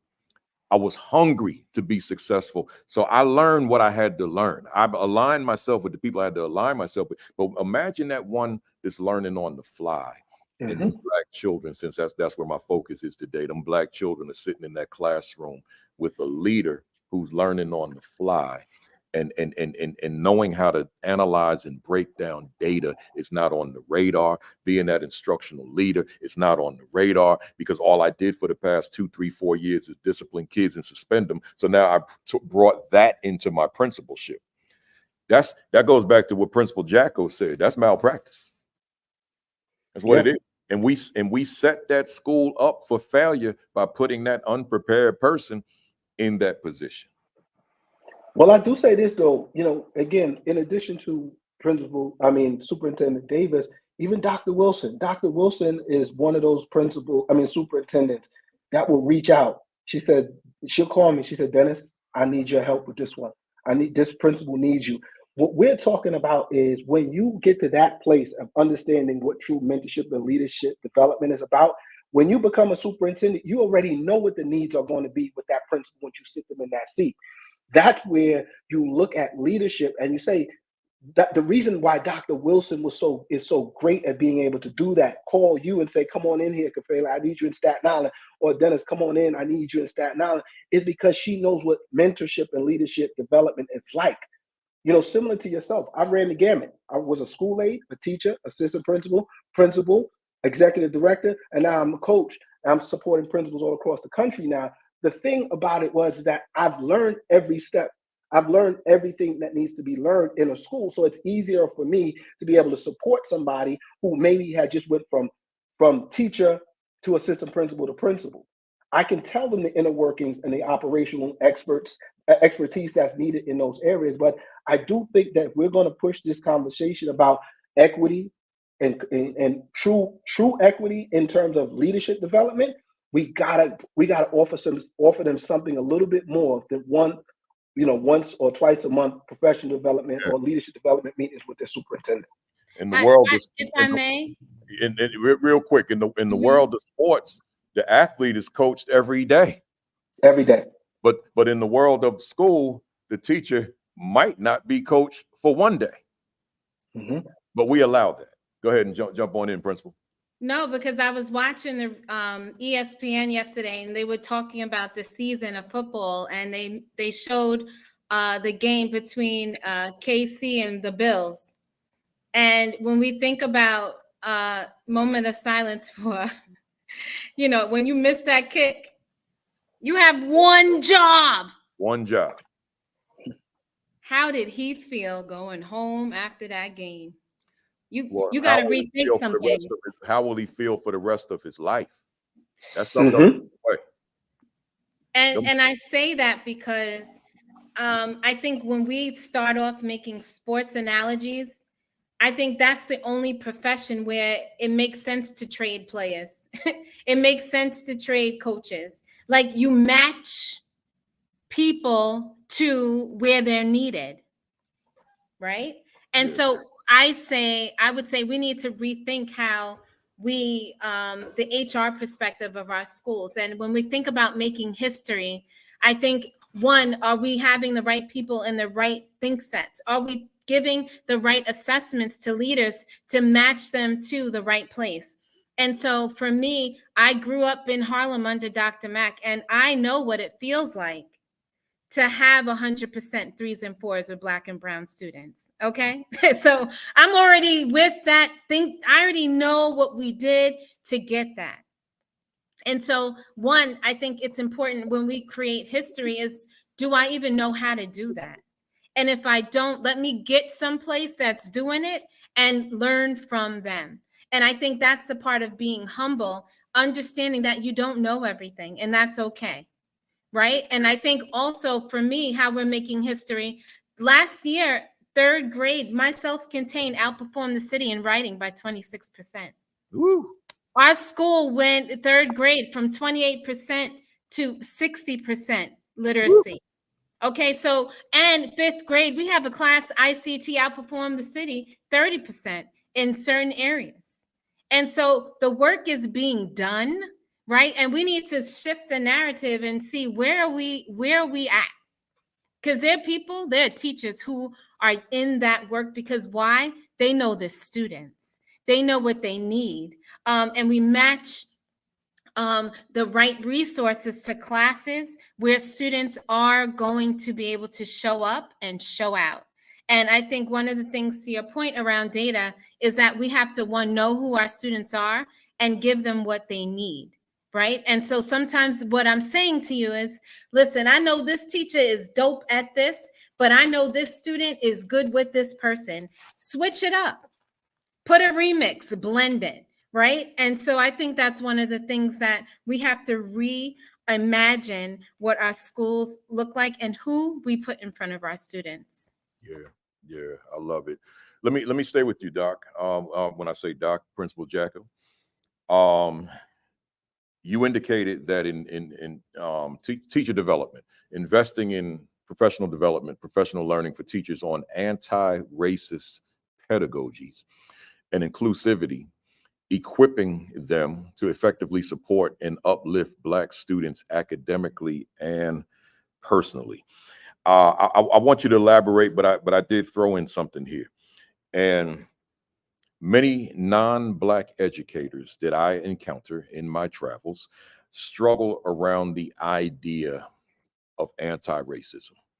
In their mind, as the ones who are bold enough to articulate their thoughts on this, we're not doing anything racist. So why this whole idea around anti-racism when racism is not in our school or is not in my classroom or whatever the case may be? So with that, and I'll just couch this with this before I throw it to you. I have a lot of folks who are on this platform who are not Black, but do not reveal themselves in my thread. I'm aware of that because of the volume of people who are not Black that I run into outside in convention centers and schools and so forth, who say, I watch faithfully. But I'm like, I never saw you before. Oh, I don't comment, right? And I get that from a lot of people. So they're watching, but the ones showing up in my thread every week are primarily African Americans, right? So here's where I'm going with this. Give us a sense of just, what does an anti-racist pedagogy look like? But I want you to also, what does a racist pedagogy look like? Let me change that. What does a racist practice look like in a classroom? Because someone could be exhibiting that quality and not even realize it. That's what we're doing. Let me begin with James Baldwin. I imagine one of the reasons people cling to their hates so stubbornly is because they sense once hate is gone, they will be forced to deal with pain. You see, we are already in a system that was created to do exactly what it is that they're doing. And so what that would look like is, little Aneesha in first grade being yelled at for talking too much and being put in the back in the corner to turn around to face the wall. Now, on a Sunday, you can catch little Aneesha running around church and Sunday school doing call and response. You say something, I respond. You like something, you clap your hands. But now I got to go to class and then be quiet. It's not meeting my needs. I like to move. Right. And so what I would say is, when you limit what you know about students and how they show up, and you give that student a needs to improve, or what I would say is, well, what do you know about this student? And I think when we don't affirm our students, and we are always thinking about this book for Black girls, it's called Push Out, right? And because I roll my eyes, or even like this, when you answer my question, I gave you a whole attitude, but I would have got in trouble if I was in your class, probably in middle school, right? And saying, oh, she's rude.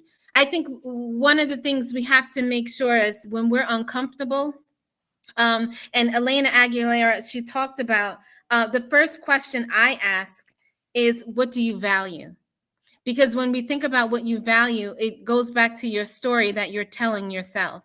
And so what I think, when we think about anti-racist, what does racist mean? That means that we're not taking the courage to really learn who is in front of me.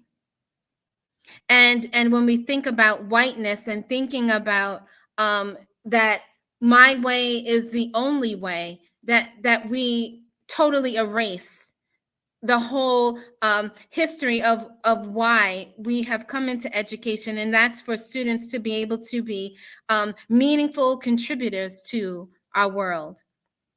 And so when we think about beliefs, they start with behaviors, and then that's when we have to think about, what's the story that we're telling ourselves. And so I think I would attribute this behavior, this will show up in a school with the amount of behavior issues they have. Do you have a literacy specialist, or do you have a dean? right? That's the first clue for me. And so one of the things I did after your workshop in 2010 when I was in AP was that instead of getting the boys sent to me because you wanted me, they asked the teacher stopped sending the kids to me because they had fun with me in my office. And I learned that one of the students' parent died the other day, and this one had this. So what I did was, got you. Every Monday, 7th period, they would get in trouble. So I spoke to them at lunch and said, finish your work, and I'm gonna pick you up. And so what happened? Every Monday, I had a basketball club at the same time, and their work was done. They were ready, and we shifted from 78% in science to like 96 in 2 years. So I had to show up and say, listen, I see you, and I'm tired of you always kicking out the same boys because they're giving you a problem. I'm going to take them, honor them, love on them, and tell them I think that's what I want to say, expectation. My expectation for them was that they needed to show up so that you can go do something fun. And I think when we don't take the time to learn who it is, who is in front of our class, it's easier to lean into what you're not comfortable doing. And I want to say I wouldn't assume that it's done on purpose. We do what we know. And for me, investing over 15,000 hours of PD for my teachers has to be what my work does. And Fee always talks about, does your policy match your bag? Right? And so I can tell you my data matches. Let me pour into the teachers, because you only know what you know, and what you don't know is my responsibility. It's powerful stuff. Powerful stuff. Anything you want to add to that, Doc? No, that ultimately, I think that the part that Aneesha is really tapping into, again, it doesn't happen organically for all school leaders, right? You know what I'm saying? The one thing she has, and one thing she's always sought after, was additional support for her own leadership, right? I know she always had this conviction and this strength and this passion, but sometimes you have to have a creative way of doing and saying the things that Aneesha normally says and does.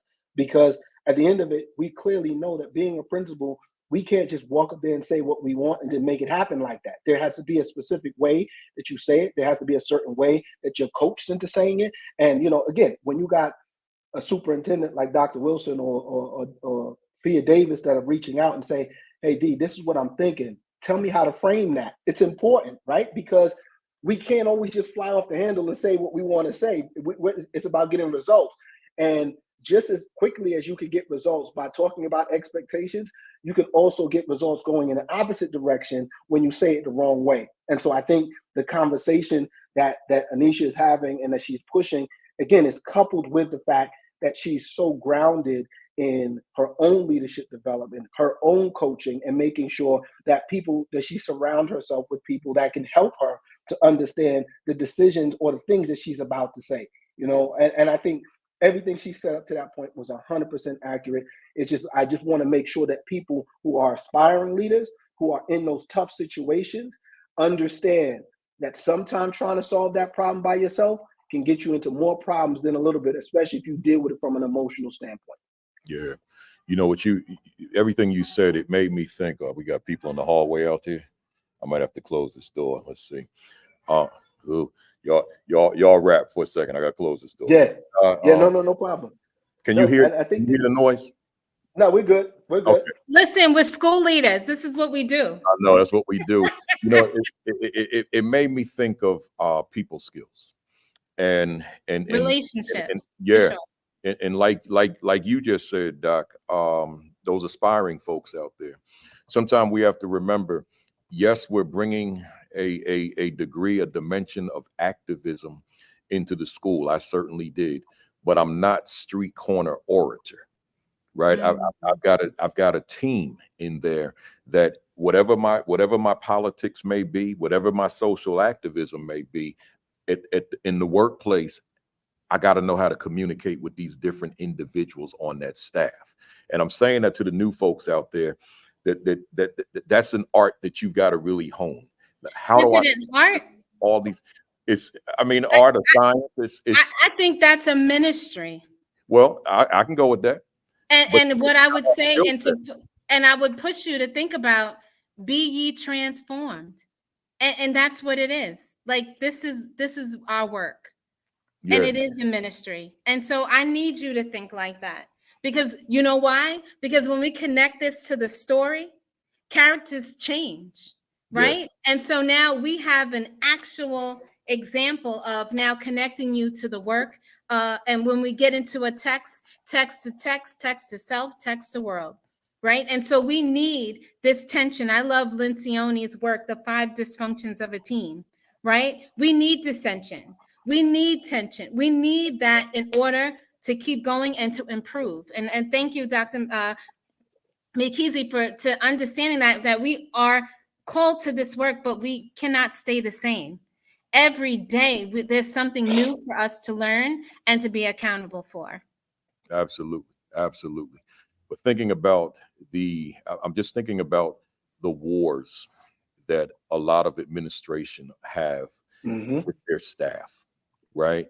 And that staff being married to the building in a unionized district, and ain't nobody going nowhere.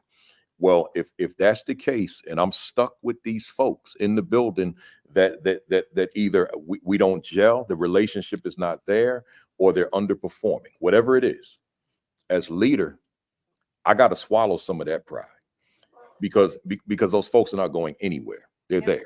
So how can I make certain adjustments that I don't have to love you and you ain't got to love me, but we can collaborate in that building for the benefit of that youngster that needs that teacher to be a superstar. That's the point I'm making. Yeah. So therefore, in communicating with different people, I'm communicating with different people differently, right? Because of their own personalities. I prided myself on the fact that I had this reputation of being firm, right? Firm but fair. I prided myself on the fact that I never got grieved by those folks, right? Because I did things that were grievable based on my colleagues.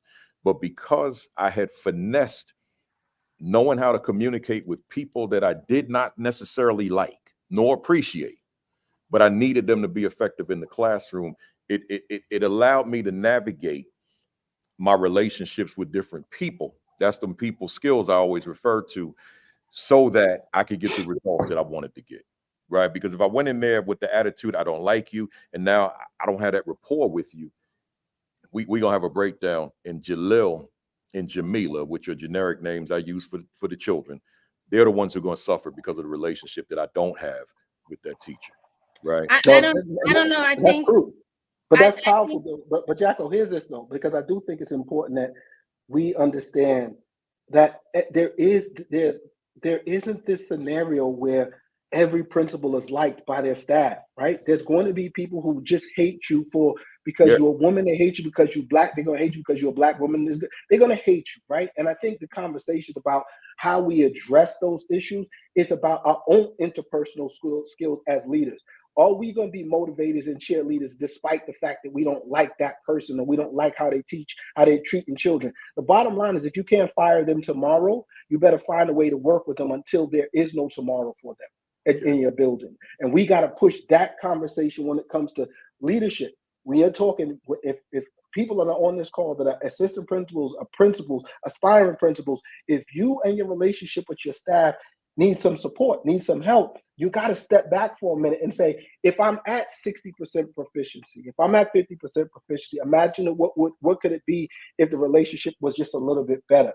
And so we got to start having the conversation about what real situations are, because I see so many scenarios every day, every week, every month, that there are principals that are struggling with trying to do the thing that they love to do, which is instructional leadership, because they're constantly dealing with grievances. They're dealing with things that can legitimately change if we as leaders will change our approach with certain things. So I just want us to be very mindful that this conversation, although a very rich one in terms of what it is our understanding of leadership is, there is a reality that many of us who see this across the nation understand, is that there's constant fights that you all are going to go through as school leaders. There's constant fights that I know Jacko and other principals across the nation, and even superintendents go through. you got to be, pretty much aware that the way you address it can either help or destroy the relationships that you're trying to mend. And again, I hats off to Dr. Marion Wilson, who, again, as a superintendent, will still reach out and say, D, this is what I'm going to say. Can you help me to craft it in a way that might not be so? Because again, she's in it. She's feeling the emotion at that moment. You need somebody from the outside saying, don't say that. Don't do that. Be careful.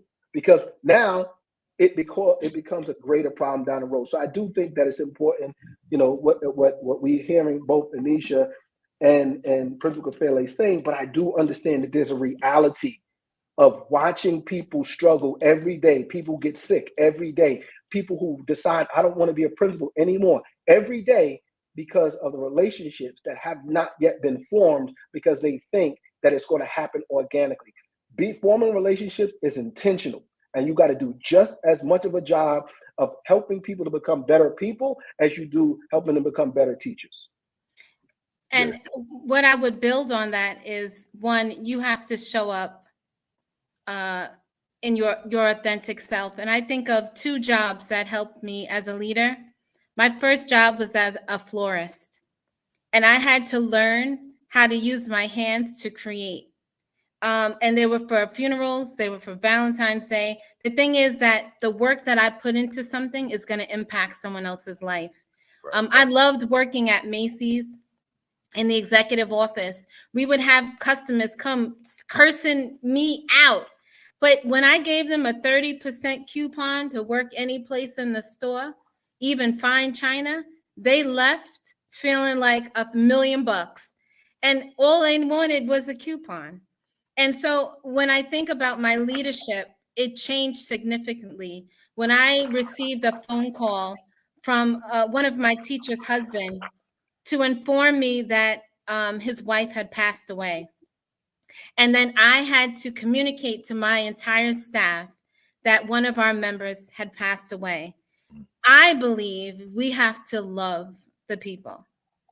You have to love the people, because I am that one who gets that information, and I have to show up in a meaningful, connecting way of empathy, of grace, and I think that part is important to be aware of. Why I say it's a ministry, because you get the goods, you get the bads, and I still have to communicate that. And so people have to feel comfortable to tell me, listen, I can't come in. I'm in a bad space. And I think being aware and being humanistic, a leader who is open to being a person, I think that's critically important to love. You have to focus on the love. The shout out to Cook. Like you have to love the people. My opinion. I agree. No, I'm with you.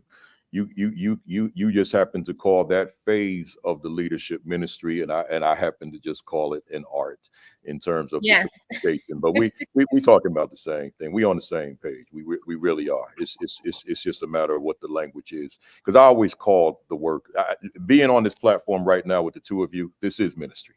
Make no mistake about it. That's what it is. Question.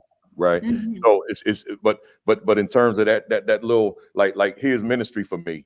But now I got this teacher that really doesn't like me, right? And how do I finesse connecting with this teacher that I see the teacher turn red when I show up? I see it. I see the teacher cringe when I walk into the room because not because the principal walked in, it's because Baruti Kafele walked in. See, that's what's happening. So now I got to finesse that. Yeah. And I did finesse that, right? And I won't get specific because then that person might be watching and figure out, oh, you talking about me? I don't want to do that. I'm gonna leave that right there. Leave that right there. Yeah.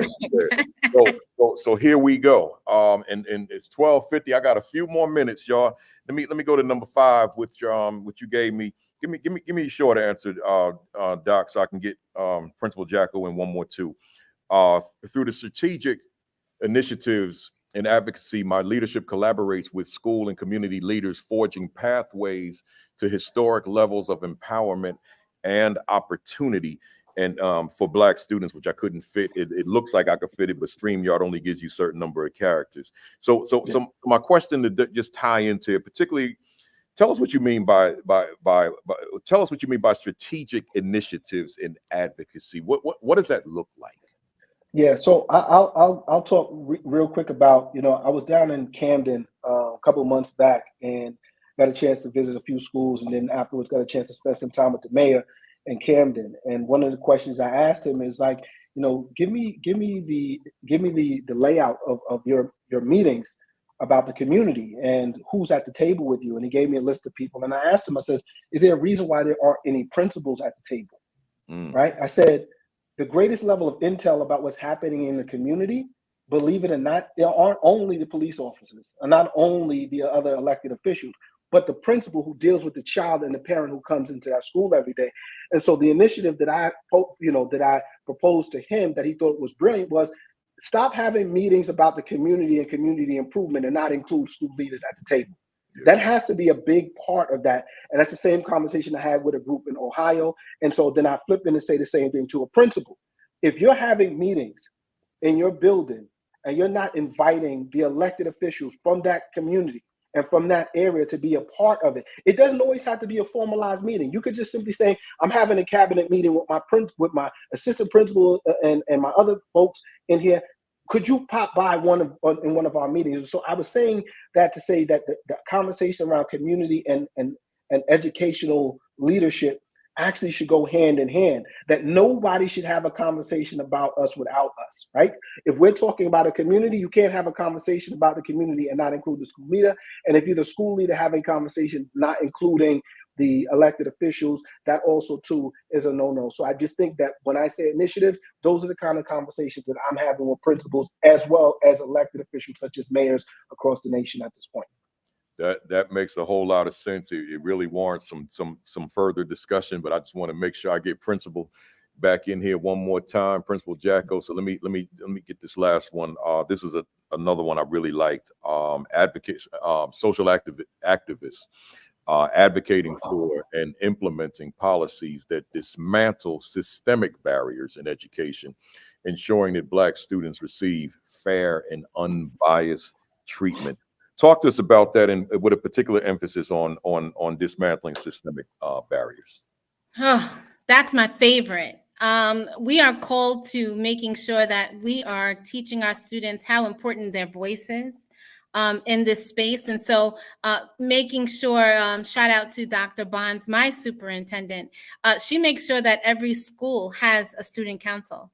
And Dr. Mary, in her book, one-on-one student conversations, we need to make sure that we are doing the work of our community, making sure that we're tapping into our students. And I have not said this yet, but parents are integral to this work as well. And so if we're not at tables caucusing, if we're not part of policy boards, if we're not lobbying, if we're not in the state Senate congressman office or our mayor's initiatives and different teams, we need to make sure that we're on those CECs, that we are represented in these places, and making sure that the policy matches, and to make sure when it doesn't, that we have a voice and we're writing to make sure that we're improving that. So making sure we're tapping into all of our stakeholders.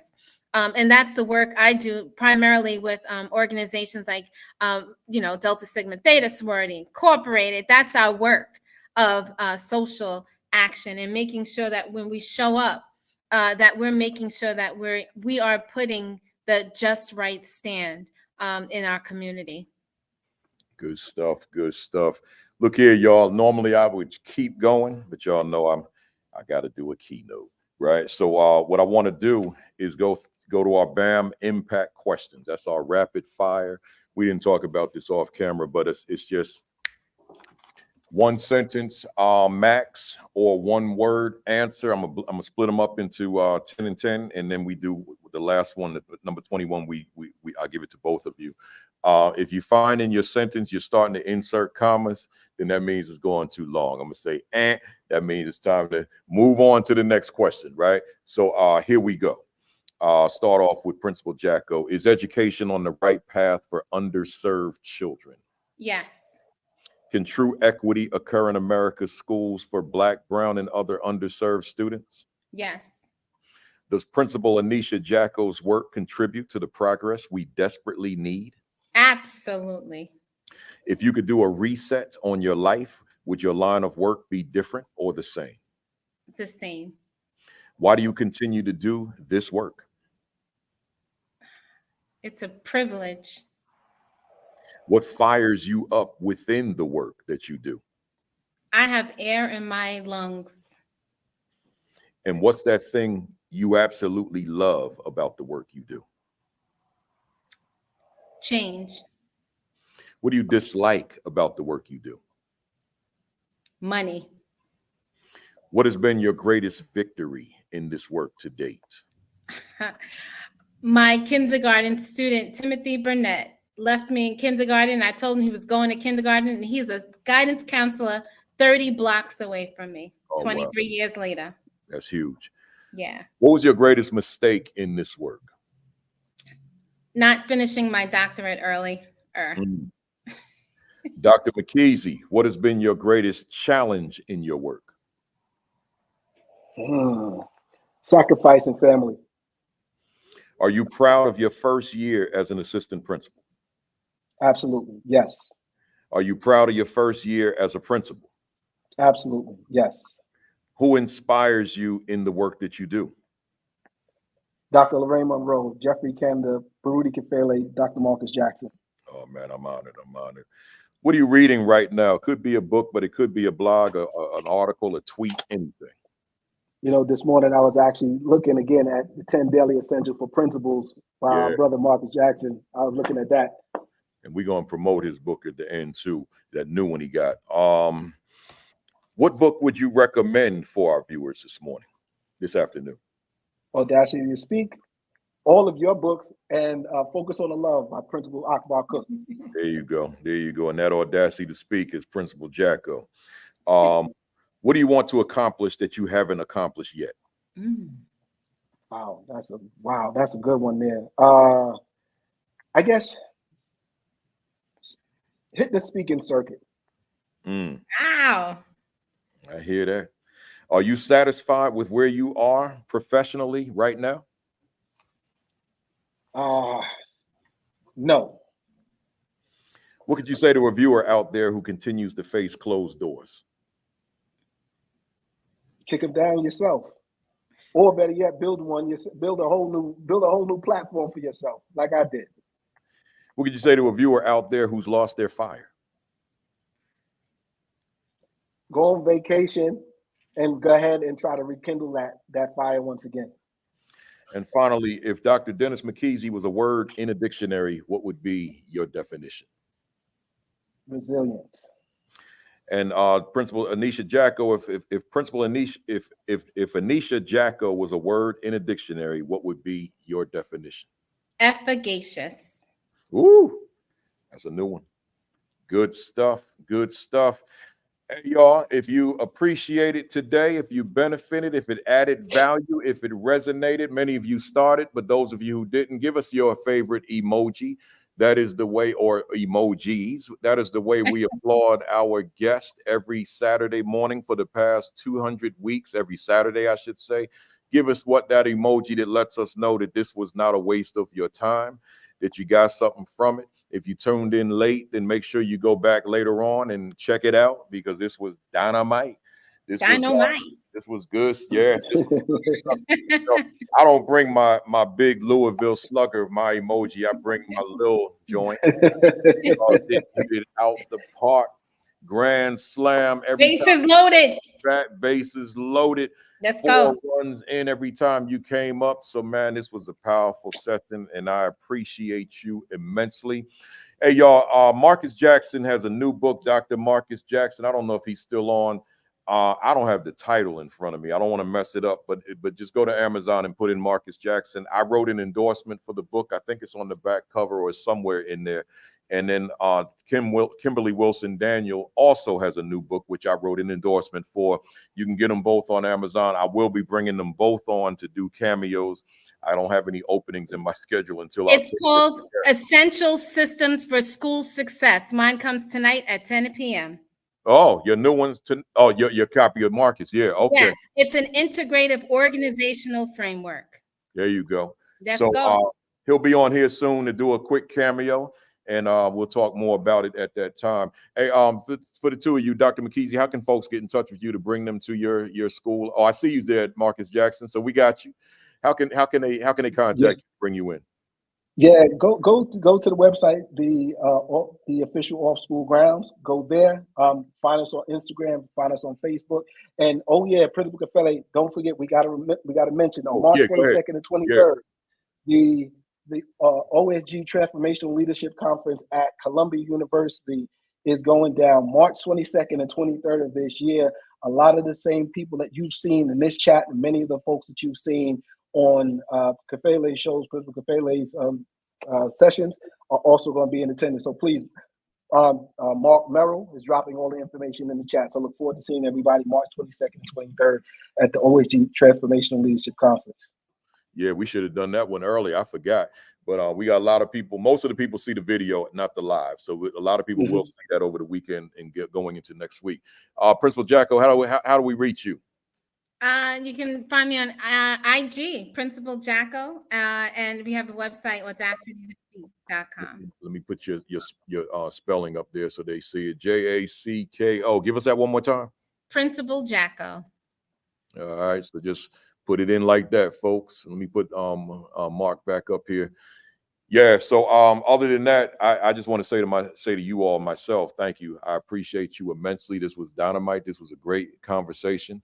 And I certainly want to get you back on because we didn't finish. We got halfway through, right? So that's all we got. So there's so much. 200, baby. Time for the tour. It's time for the tour. Yeah, the tour, right? We need that DJ.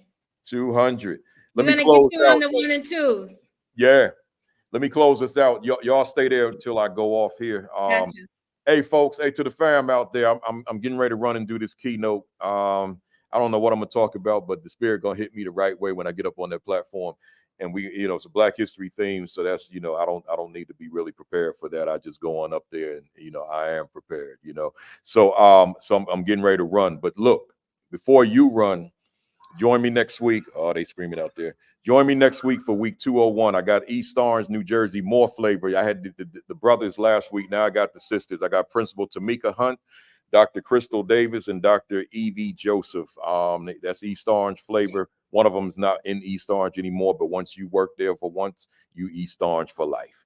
So that'll be next week. I don't know what our theme is, but all next month for March is going to be Women's History Month. I'm just having women on, and we're going to be talking whatever, right? Make sure that you tune in to Show Unheard every Saturday, 10 o'clock, Facebook Live, followed by Create and Educate with Dr. Sheikah Houston, Dr. Tammy Taylor. And then Unlock the Middle with Josh Tovar and Dean Packard on Sundays at 7.